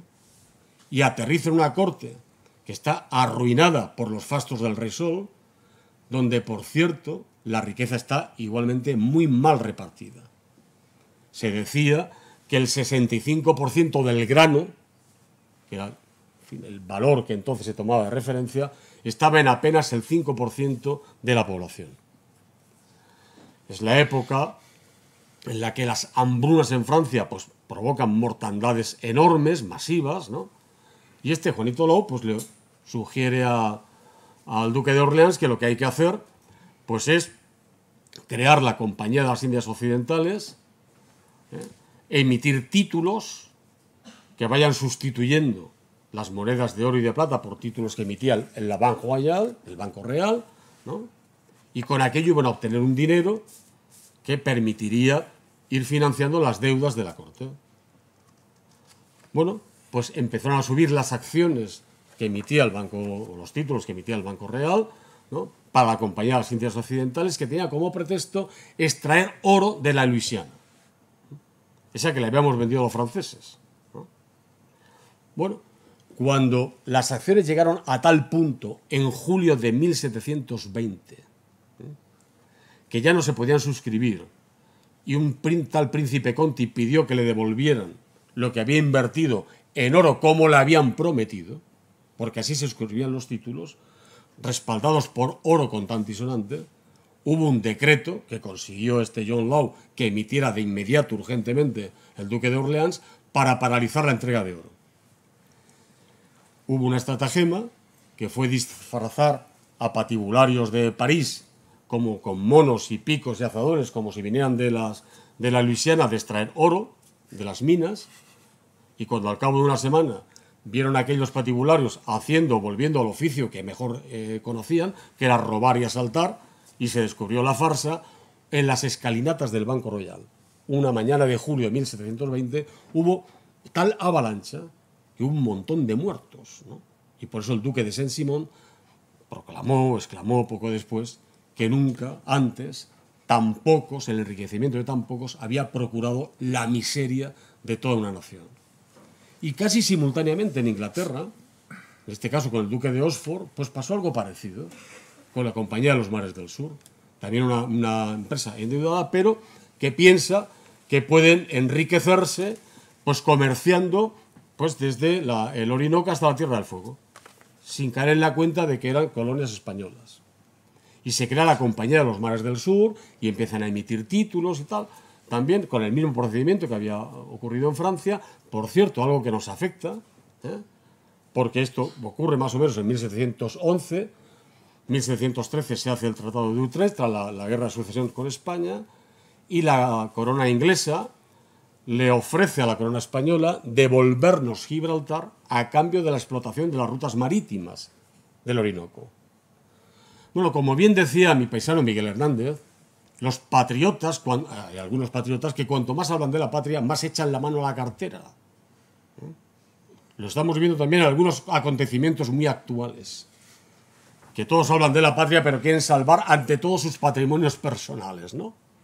Bueno, pues aquellos patriotas de finales del siglo XVIII, perdón, de principios del siglo XVIII, ya entonces se ciscaron en Gibraltar y prefirieron mantener el negocio de las rutas marítimas del Orinoco. Pero fueron encima tan lerdos que no fueron capaces de sacar el rendimiento a aquellas rutas comerciales, que terminaron, no obstante, unas cuantas de ellas en manos de los ingleses. Hasta el gran Isaac Newton, que había proclamado poco antes: he descubierto el movimiento gravitatorio de los cuerpos, me declaro incapaz de comprender la locura humana. Él mismo palmó 620 y tantas mil libras de la época, toda su fortuna invertida en la Compañía de los Mares del Sur. Simultáneamente, se daban los albores de la Revolución Industrial, porque se había descubierto la Newcomen, una máquina hidráulica, por entendernos, un artilugio hidráulico, que mira por dónde habría permitido sacar el agua de las minas, aumentar mucho la productividad de la estación minera y, por cierto, ahorrar muchas vidas. ¿Creen ustedes que los dineros se dedicaron a desarrollar y fabricar la Newcomen y llevarla a las minas? Pues no. El invento se quedó, seguramente en algún cajón de algún despacho. Aquella máquina no se desarrollaría ni se aplicaría hasta casi 80 años después. Imagínense la cantidad de gente que murió mientras tanto y la cantidad de recursos que se perdieron y la ineficiencia económica, eso sí. Igual que había ocurrido con la Compañía des Indes Occidentaux en Francia, la Compañía de los Mares del Sur sufrió el mismo procedimiento. Una subida exponencial del valor de sus acciones en muy pocos meses y también en apenas un año el pinchazo de aquella burbuja. Es decir, el crecimiento de la desigualdad, ¿no?, en momentos de innovaciones económicas tal, que podían haber procurado un mayor desarrollo y más extendido, más compartido el desarrollo, eso no se suele dar si no hay políticas públicas que lo encaucen. Lo que sí ocurrió, como he comentado antes, después de la Segunda Guerra Mundial. Es decir, que dependerá, por lo tanto, del grado de democracia, del equilibrio entre democracia y mercado, que se puedan aprovechar mejor las potencialidades que nos ofrecen, que nos aportan las innovaciones incorporadas a los procesos productivos. Pues yo no soy ni tecno-optimista ni tecno-pesimista, tiendo más bien a ser pesimista, pero sobre todo creo, o apuesto, por el compromiso voluntario y libre, claro, para que las cosas en el mundo no sucedan de manera inexorable, que además yo no creo que esto haya ocurrido nunca así. Los acontecimientos no son inexorables, son consecuencia de la voluntad humana. Yo creo que hay grandes mentiras en la historia de la humanidad y que forman parte del acervo cultural de todas las civilizaciones, porque todas las civilizaciones nos las hemos tragado como si fuesen grandes verdades. Por ejemplo, aquella que nos recuerda que el tiempo es oro, ¿no? Pues esto es mentira, una de las grandes mentiras. El tiempo es vida, que es infinitamente más valioso que el oro, ¿verdad? Yo creo que esto, si no le vero ben trovato, yo pienso que debieron inventárselo unos sagaces industriales o mercantilistas de finales del XVIII. Si uno va al libro del registro parlamentario inglés, que es el que hace las veces, en realidad, de cuerpo constitucional del Reino Unido, bueno, ahí tienen constitución propiamente dicha, encontraremos las siguientes perlas que también nos suenan muy actuales, si quitamos algunas palabras más o menos barrocas, ¿no?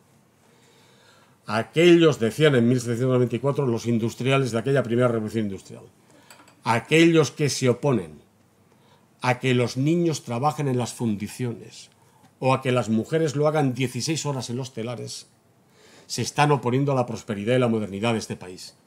Dadme obreros que estén dispuestos a aceptar los salarios que yo tenga a bien pagarles y haré de este un país próspero, competitivo y moderno. Yo creo que estos mismos son los que se inventaron que el tiempo era oro.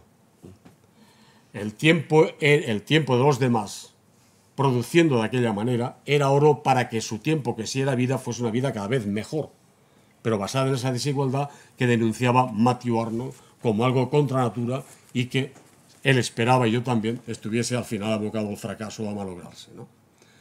Es decir, depende, por tanto, insisto una vez más, en estos grados de equidad que derivan del equilibrio que consiga la democracia, iba a decir frente al mercado, ¿no? Junto al mercado, en paralelo al mercado.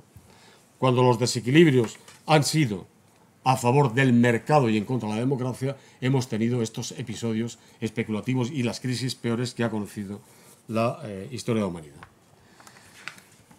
Yo creo que, efectivamente, paradójicamente, cuanto mayor ha sido la desigualdad, repito, mayor o menores han sido los aprovechamientos de estas oportunidades que nos ha ofrecido la ciencia o la técnica a lo largo de la historia.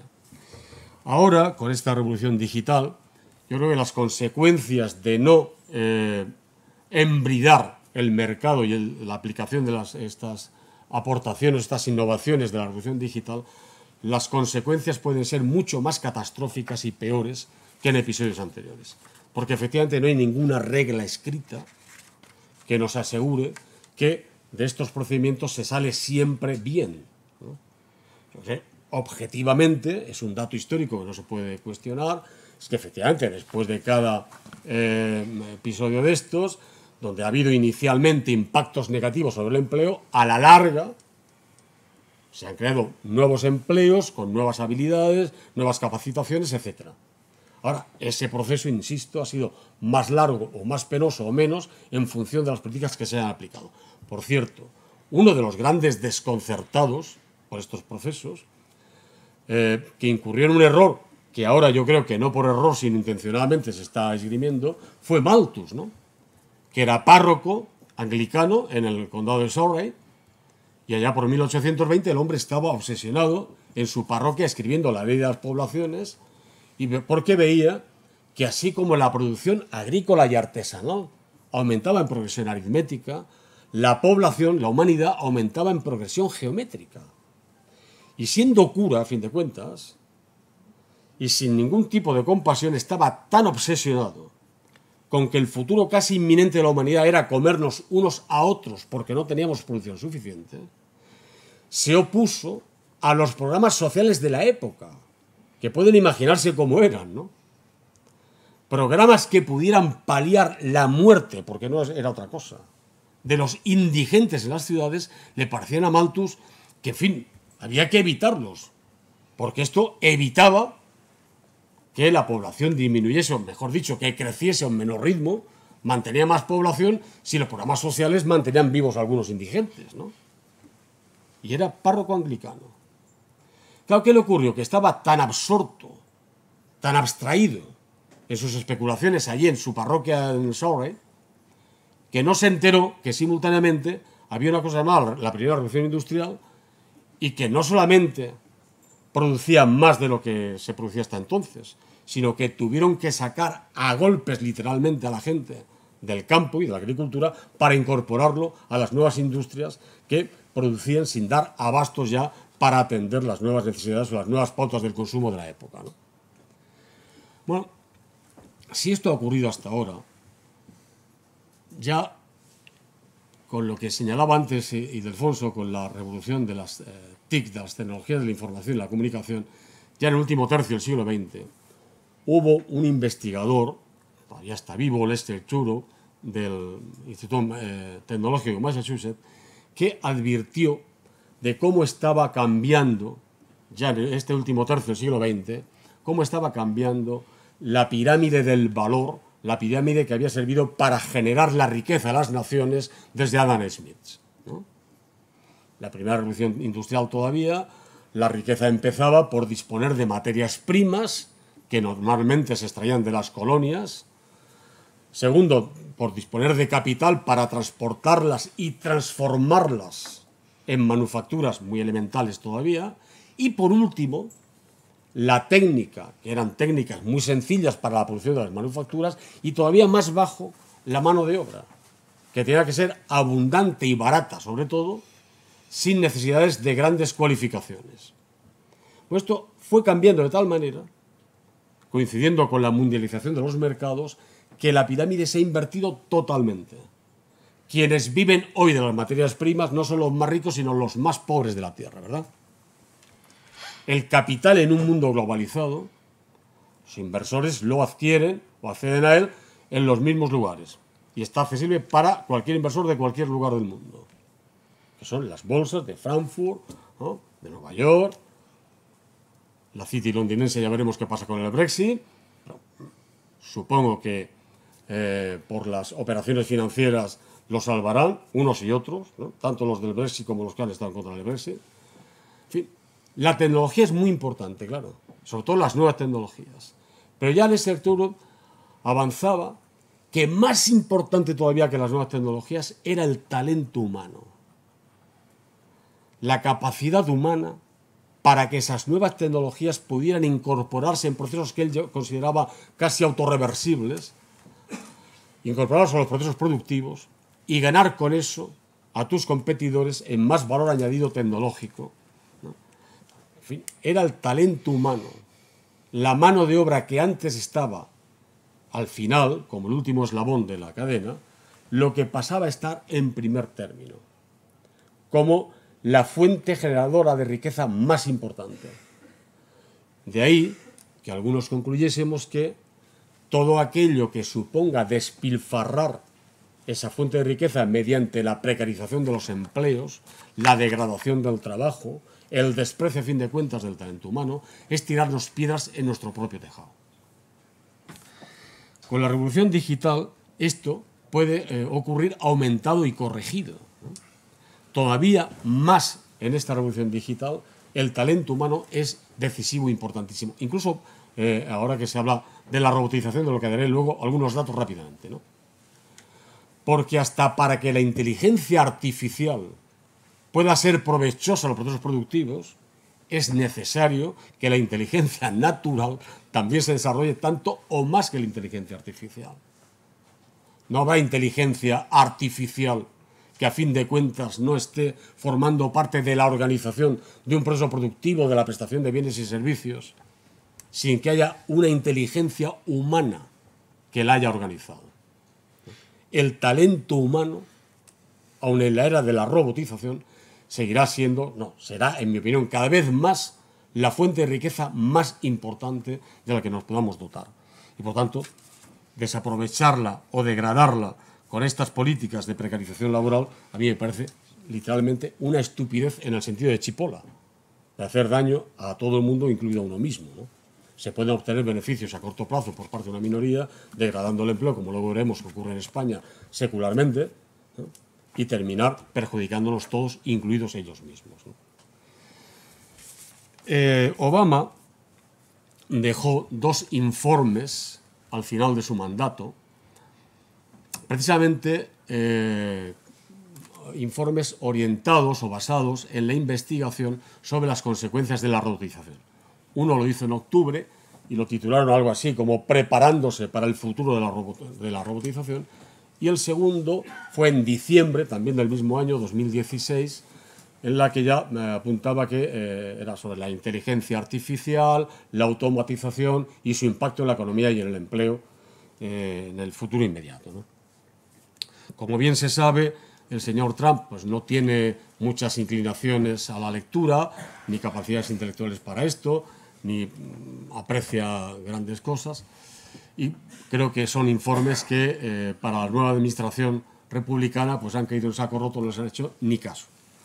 En esos informes, sin embargo, Obama, en fin, los expertos que hicieron este informe bajo la dirección o la petición de Obama, apuntaban, en fin, muchísimos datos, son 200 y pico páginas, el último de ellos, pero por resumir, ¿no?, ellos advertían de algunas consecuencias. Por ejemplo, en la mundialización de los mercados apuntaban que, tal y como se estaba produciendo la robotización y se concentraba de manera tan desigual por los distintos países, ¿no?, iba a incidir, pero negativamente, en la competencia en los mercados, iba a reducir la competitividad a nivel mundial para concentrarla, en fin, o desequilibrarla en favor de las grandes potencias que sí, o los países que se están avanzando en la robotización, en el desarrollo de la inteligencia artificial.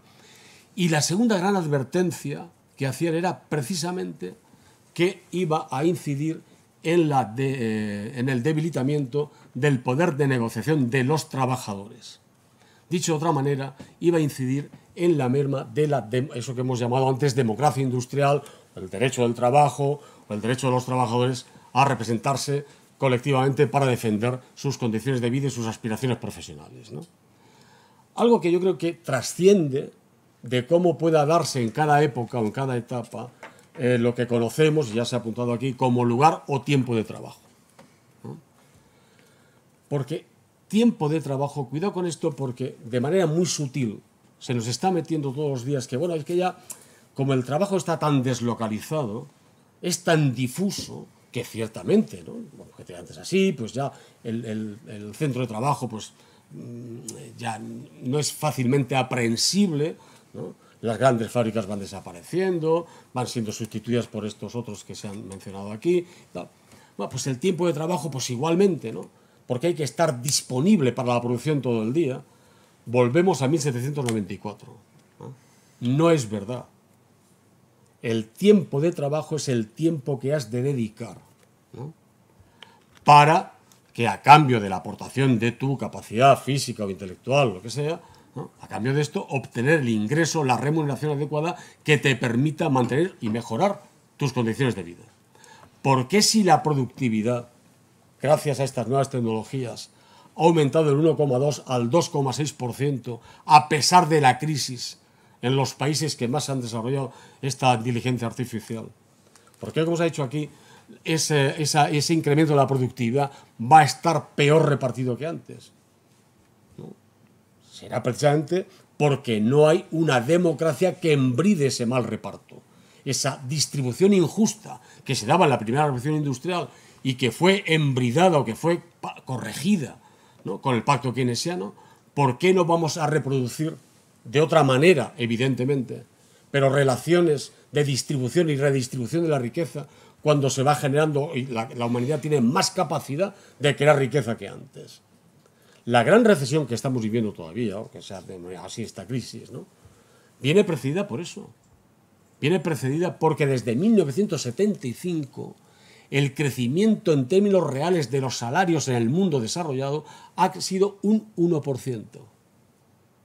Y simultáneamente la riqueza se ha multiplicado por 5.500 veces, ¿no?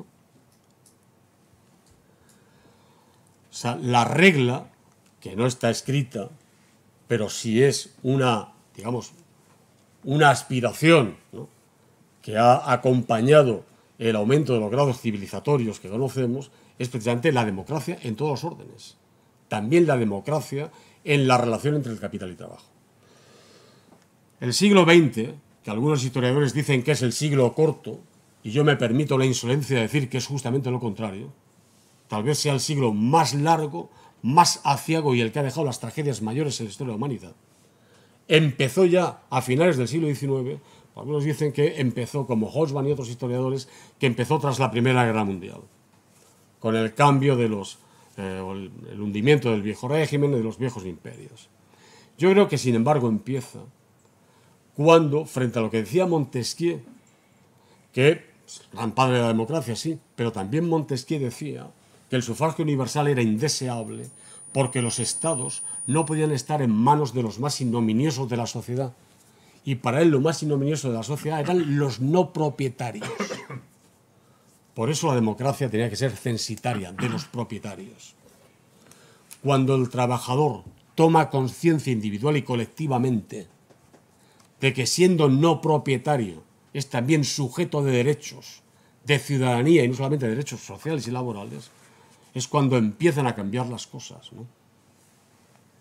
Claro, este siglo XX empieza al grito de la internacional y, en mi opinión, un siglo XXI que prolonga muchas de las deficiencias y de los desajustes del siglo XX, pues está terminando y lo único que se ha internacionalizado es el capital.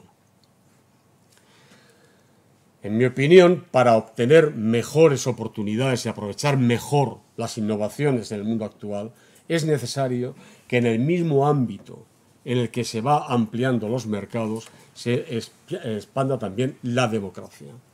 Se ha hablado aquí de la OIT, yo he tomado nota, porque me ha parecido muy oportuna la aportación de Alfonso, porque ahora que sí se celebra el centenario de la OIT, sin embargo, mi propia experiencia personal me llevaba a ver que en la OIT participan 160 países, todos los años en el mes de junio se están las sesiones anuales de la OIT, se aprueban multitud de normas regulatorias del trabajo, etc.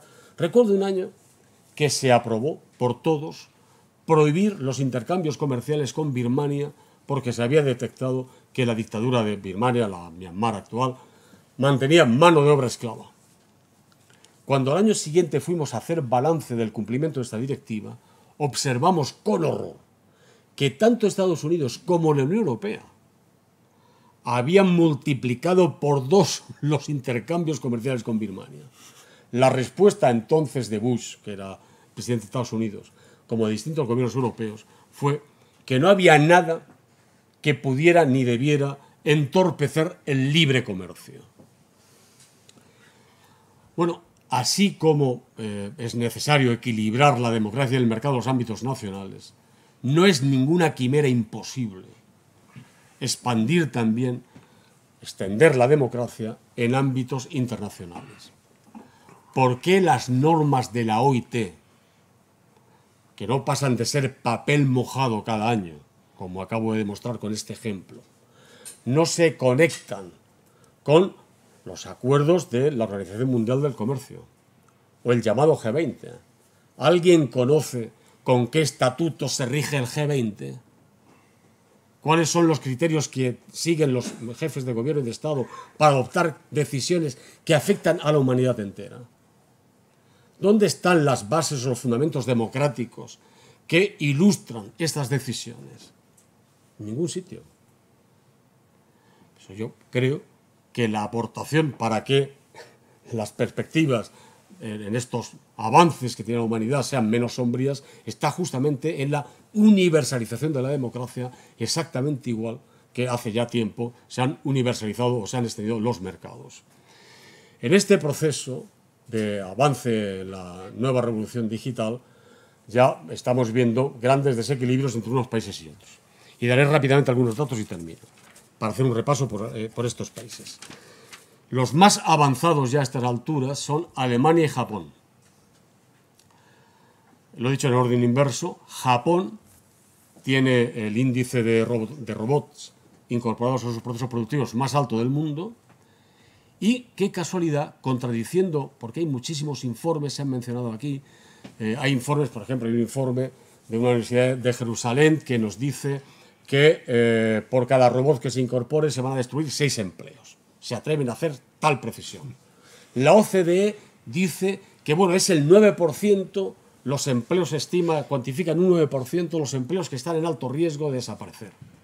Pero es que en 2013 una institución norteamericana, la Brodsky Institute, avanzó ya un informe diciendo que nada menos que el 47% de los empleos norteamericanos iban a desaparecer en el transcurso de una década como consecuencia de la robotización. Bueno, Obama, por cierto, en estos informes que le dejó a Trump, entre otras recomendaciones, apuntaba que, claro, había que invertir en la inteligencia artificial, porque ciertamente es algo que convendremos todos, es peor alternativa estancarse tecnológicamente que arriesgarse a perder empleos por incorporar estas nuevas tecnologías. Es decir, es como pedir que el mundo se pare, es decir, quien se ancla en las certezas del pasado y no se arriesga con el futuro, pues efectivamente pierde el futuro y también termina siendo su pasado, termina siendo olvidado, siendo superado, ¿no?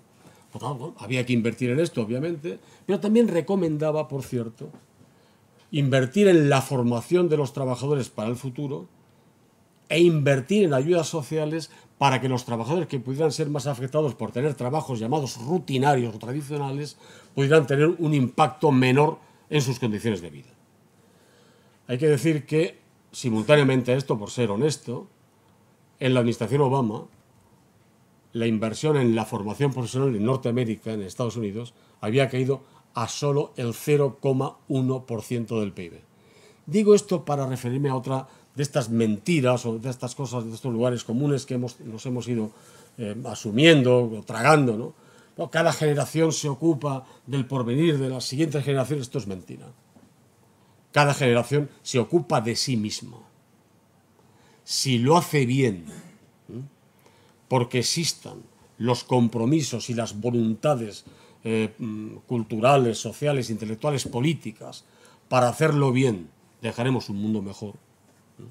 Si lo hacemos rematadamente mal, pensando solamente en el egoísmo, porque no haya nadie que embride estas tendencias al egoísmo de los seres humanos, pues lo haremos rematadamente mal y dejaremos un mundo peor. Tampoco está, por tanto, escrito que cada generación deja, en fin, algo mejor, o deja un mundo mejor, un planeta más habitable para los que vengan detrás. Depende de lo que hagamos, ¿no? Bueno, pues ahora podemos estar haciendo esta reflexión, viendo como inexorable la necesidad de invertir en formación y tal y cual, y simultáneamente estar operando una degradación del empleo sin precedentes en la historia de la economía. El caso más paradigmático es el español. Así como hasta China. He dicho que el país que tiene un índice de robots ya incorporados más alto es Japón. Le sigue Alemania, que está incorporando a razón de 93.000 robots por año desde 2015. Estados Unidos también, solamente en el primer trimestre de 2017 Estados Unidos había incorporado 60 y tantos mil robots, allá unos 813.000 han estimado algunos, pero el país que tiene una aceleración mayor en la robotización de su economía es precisamente China, creciendo a un 32% el índice de robotización anualmente de su economía, con 800 y pico empresas ya dedicadas exclusivamente a la fabricación de robots para los distintos sectores que lo demandan, desde la automoción hasta la industria electrónica.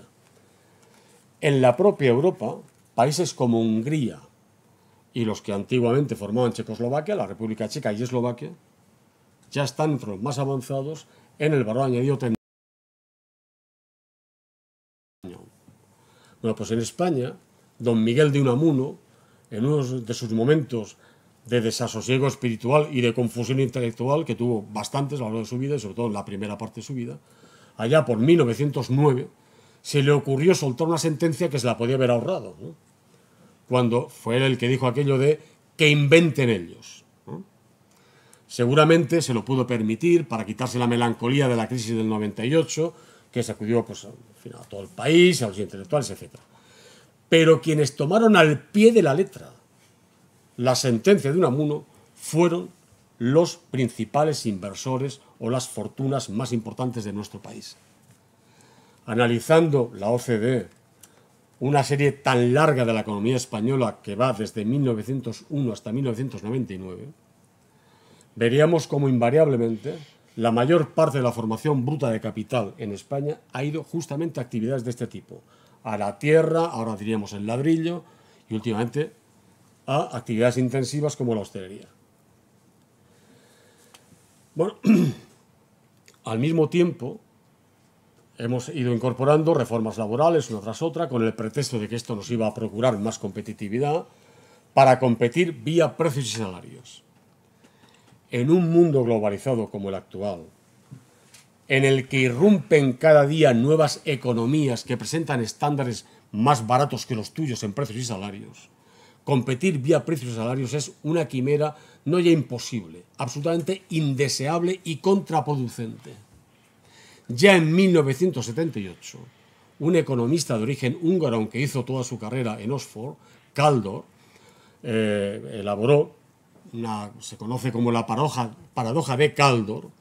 Le iban a dar el premio Nobel, el hombre se murió, donde demostraba que precisamente para los países europeos ya de la época en 1978, ¿no?, que formula esta paradoja, competir vía precios y salarios es falso, que es contraproducente, que precisamente aquellos países que fomentaban más el desarrollo de sus trabajadores con mayores capacitaciones profesionales y, consecuentemente, mejor retribuidos, que eran los países centrales y nórdicos, eran, curiosamente, los más competitivos.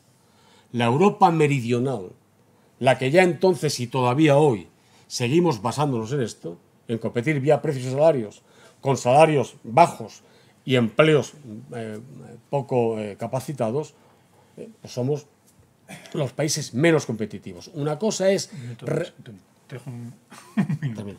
Termino, pues ya está.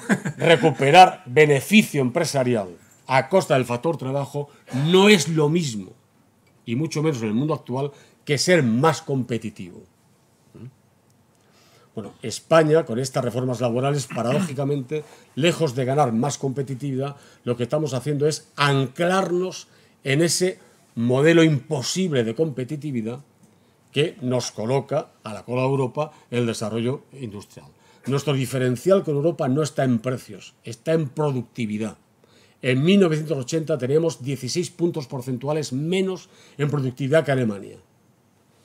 Este año pasado, el último registro conocido, en 2016, nuestra diferencia ha aumentado a 20 puntos. Eso sí, simultáneamente, claro, la riqueza nacional había seguido unas pautas de crecimiento similares a las de otros países europeos. Tenemos más riqueza en el conjunto del país. Pero si la productividad nos ha alejado del resto de Europa, esto significa que al mismo tiempo que ha crecido la riqueza, ha crecido mucho la desigualdad. Este factor, esta redistribución a la que también se ha referido antes Ildefonso, de cómo aumentando la tasa de asalarización en España, es lo paradójico, ¿no?, ha aumentado el número de asalariados y, sin embargo, su peso en la distribución de la renta nacional ha ido disminuyendo en favor de las rentas de capital.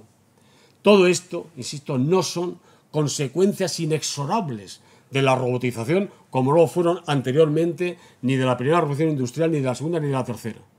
Son consecuencias de las políticas que se apliquen en cada momento, del grado de democracia.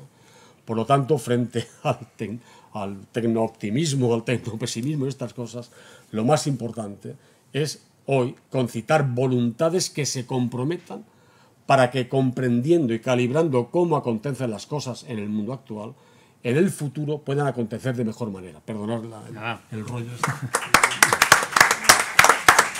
Que si no, no te queda nada. Muchísimas gracias. Decía que si no le dejaba, Antonio ya no nos dejaba nada para la tertulia, ¿no?, para que pudiese luego ampliar algunas cuestiones. Tenía razón. Bueno, lo primero, agradecer a todos los ponentes sus reflexiones, sus consideraciones, y tenemos un poquito de tiempo, unos minutos, pues para que hagan ustedes las preguntas o compartan sus observaciones respecto de las ponencias que hemos escuchado en la mesa.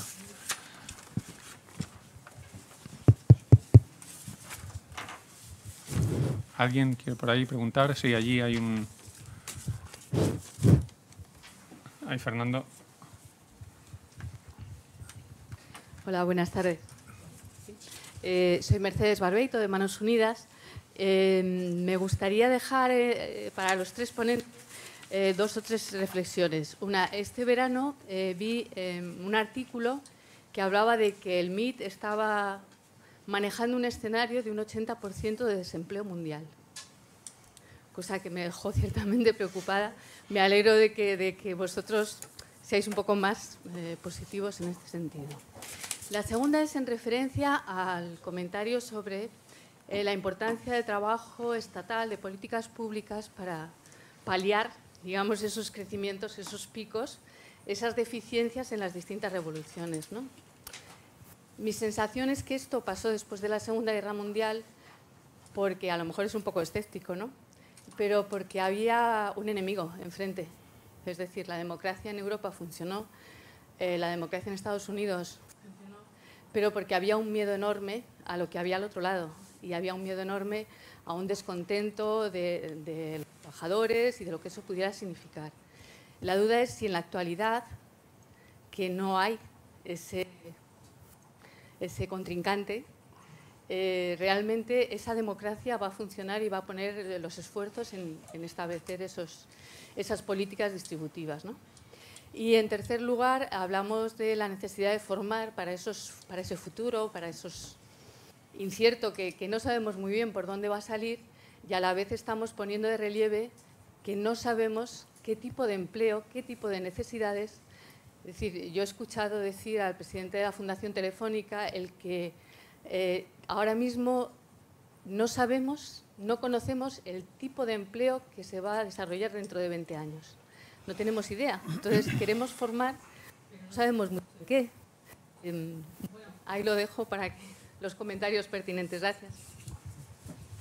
Pues muchas gracias. Pues, dado que las reflexiones iban dirigidas a los tres, pues me queráis. José María. La verdad es que son tres preguntas complicadas. Vamos a ver, lo del MIT no sé, lo del 80%. Yo había leído la prospección esa que comentaba Antonio del 47%, creo que era. Y luego he visto también la de la OCDE, que habla de entre un 9 y un 12% en los países OCDE de pérdida de empleo, y también habla de una recuperación de esos empleos a medio plazo a través de la riqueza derivada. Esas son las que yo conozco, esta no la conozco. Lo de las políticas públicas, yo hay una cosa que no conté antes para no extenderme, pero que luego ha salido en las otras dos ideas y yo también la pienso aquí. Quiero decir, yo creo que no sé si detrás hay esa idea, digamos, de actuar contra el enemigo que entonces existía y que ahora no. Yo creo que lo que estamos viendo ahora es que las políticas estatales estructuralmente no sirven. Es decir, no sirven. Las políticas, se ha comentado, hablando del trabajo decente de la OIT, del futuro del trabajo, de los diálogos abiertos por la OIT con motivo del centenario, ha hablado también Antonio. El problema es que vivimos en un mundo basado en el Estado que tiene unas fronteras muy concretas, y el mundo, digamos, del mercado, el mundo del capital ya no es así. No es así porque han tomado decisiones los estados también, porque, digamos, eso sale también de una desregulación que se produce a partir de los 70 del mercado de capitales y que se podría, creo yo, volver atrás. Pero lo cierto es que eso no parece que se vaya a volver atrás, de manera que el reto yo creo que es cómo los estados pueden hacer políticas conjuntas inventando, como se dice ahora, nuevas formas de gobernanza, pienso yo. Y luego la formación, yo creo que eso lo que dice, lo he oído, lo de que no sabemos cuáles son los empleos del futuro. Yo no soy un experto en educación, aunque vivo de ella, pero yo lo que siempre oigo, y lo ha comentado Ildefonso también, es que ahora lo que hace falta son las llamadas competencias transversales. Y yo creo que la gente que está en ese mundo sí que sabe de qué está hablando. Es decir, precisamente porque no sabemos qué hará falta, a lo mejor no es tan importante el dominio de cierta cuestión, pero las habilidades transversales, autoaprendizaje, relaciones, capacidades de liderazgo, capacidades de tal. Yo siempre que oigo hablar a la gente que se dedica a temas de educación profesionalmente, sale ese tema, ¿no? Me imagino que los tiros van por ahí, pero lo ignoro, ¿eh? Sí, yo también subrayo eso porque, por ejemplo, hace tiempo que se está hablando de la formación permanente. La formación permanente, en el fondo, es dar por supuesto que la formación inicial nunca va a ser suficiente. Y la formación inicial entonces va más orientada a una capacidad para seguir en una formación permanente, formal o no formal, que te permita adaptarte a una realidad que no conoces. Pero yo, por otra parte, algunas de las afirmaciones que hacía respecto a la incertidumbre del futuro. Bueno, incertidumbre del futuro ha habido siempre, ¿no? Es verdad, y siempre hemos tenido la preocupación por la incertidumbre y, por otra parte, también el deseo de reducir en lo posible esa incertidumbre, intentando imaginar cómo puede ser ese futuro para poder adaptarnos a él con adelanto, ¿eh? Pero yo, en cuanto a lo de la formación, me parece claro eso, que sí, evidentemente la formación tiene que cambiar en función de un futuro que no es muy cierto. Y luego, subrayar también, yo lo dije antes, pero insisto, para mí el problema fundamental de las políticas públicas, que siendo necesarias cada vez son menos suficientes porque cada vez el Estado está más restringido en su capacidad de que de sus políticas sean realmente efectivas, por el tema de la globalización de los mercados y de la globalización en general. Para mí ese es el verdadero problema nuevo, porque hasta ahora las cosas se resolvieron mal que bien porque los estados tenían capacidad de legislar dentro de sus territorios, pero es que ahora no hay fronteras. Con lo cual, el punto de apoyo fundamental... Yo siempre explicaba esto diciendo, es como si usted quiere calentar o enfriar una habitación con todas las ventanas abiertas. Por mucho que ponga los mejores aparatos de aire acondicionado, mientras tenga la ventana abierta, usted ni calienta ni enfría esta habitación. Y eso es el problema para mí fundamental de la globalización de los mercados. Y siento mucho, sí, que me tengo que marchar porque es que pierdo el tren. El momento se ha alargado un poco, así que ahí les dejo. Muchas gracias. Te dejo. Bueno, pues yo, por mi parte, muy rápidamente, espero.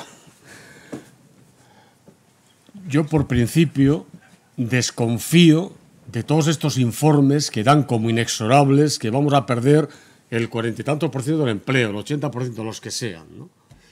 Porque no creo que sean informes inocentes o sépticos ninguno de ellos. Lo mismo que cuando nos dicen es que las proyecciones demográficas nos llevan a que en el año 2050 el sistema de pensiones será insostenible. Pues efectivamente será insostenible si mantenemos tasas de desempleo tan altas como las que tenemos, si los empleos, como se han descrito aquí, están cada vez peor remunerados. Por ejemplo, para hablar solamente de España, en Estados Unidos, los propios expertos del informe Obama, hasta el consejero delegado de la JP Morgan, que no es sospechoso de ser ningún rojo peligroso, ¿verdad?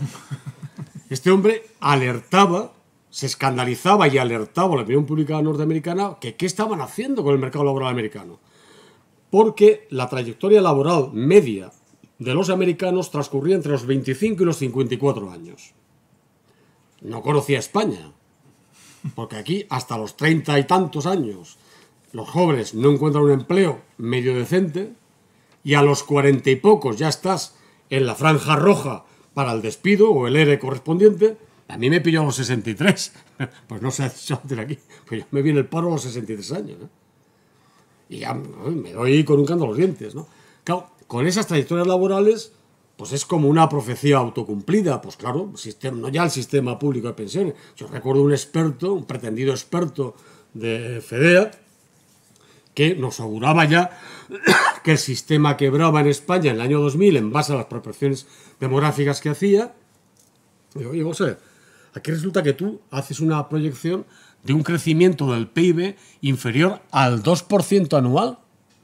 Si esto es así, si no crecemos ni al 2%, el problema en el año 2000 no serán las pensiones, será lo de Malthus, nos estaremos comiendo unos a otros.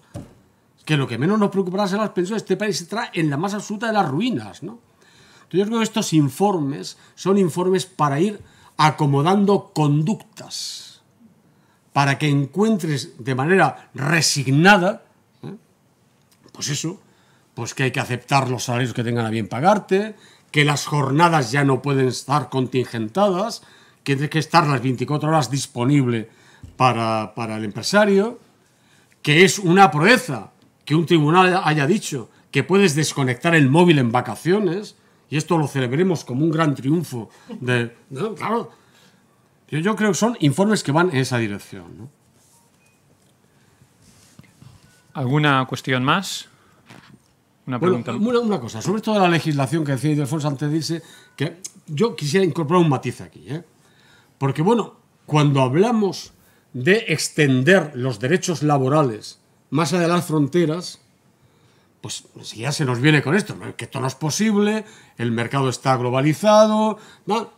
Pero cuando hay que decretar una reforma laboral que sí restringe los derechos laborales y se hace ya ni siquiera desde un ente democráticamente elegido y mediante un debate democrático en el Parlamento Europeo, sino porque lo sugiere, por decir que lo manda Alemania a través de su ministro de Finanzas al Ecofin, y lo asumimos a pie juntillas, así en Grecia como en España, pues hombre, resulta que la legislación negativa sí puede trascender de las fronteras.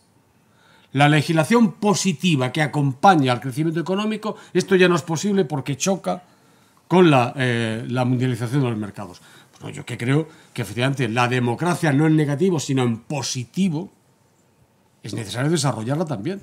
Llevamos muchísimo tiempo discutiendo. Yo recuerdo que la patronal ponía siempre, la UNICE, la patronal europea, ponía siempre la misma excusa. Cuando decía, mira, vamos a ver que cada vez tenemos patronos que no son más comunes, las llamadas empresas multinacionales, ¿no? Bueno, pues claro, sería demagógico pedir que haya los mismos salarios en Alemania que en Portugal, en Grecia o en España. Pero ¿por qué no vamos a tener las mismas organizaciones del trabajo y poderlas discutir, negociar y convenir en espacios supranacionales como operan las empresas? Nosotros estábamos dispuestos como representantes sindicales a hacerlo. Pretexto de las patronales, nosotros no somos una patronal europea al uso, somos una coordinadora de organizaciones patronales nacionales. Amigo, cuando estamos reunidos con de los delante, entonces bien que actuaban como lobby supranacional y le exigían a Delors todo tipo de medidas. Yo me acuerdo una vez que usted está, en fin, haciendo algo contraproducente para el diálogo social europeo, porque estamos en torno a una mesa, sindicatos a un lado y patronales a otros, y en medio de Delors, que era entonces el presidente de la comisión, usted se da cuenta que para hablar con estos señores lo tenemos que hacer a través de usted, como persona interpuesta. ¿Por qué no podemos establecer directamente un espacio convencional supranacional, como si lo es el mercado único que nos vincula a todos desde hace mucho tiempo, no digamos ahora ya con la Unión Monetaria, ¿no?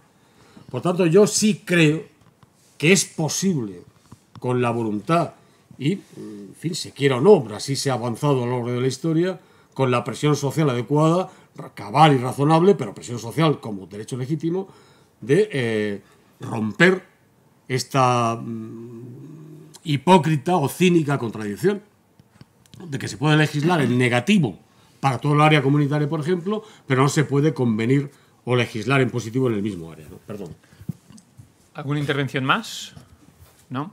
Pues casi con la puntualidad del programa nos descansamos aquí, hacemos una parada y nos convocamos de nuevo en 25 minutos, a las 6:30. Muchas gracias.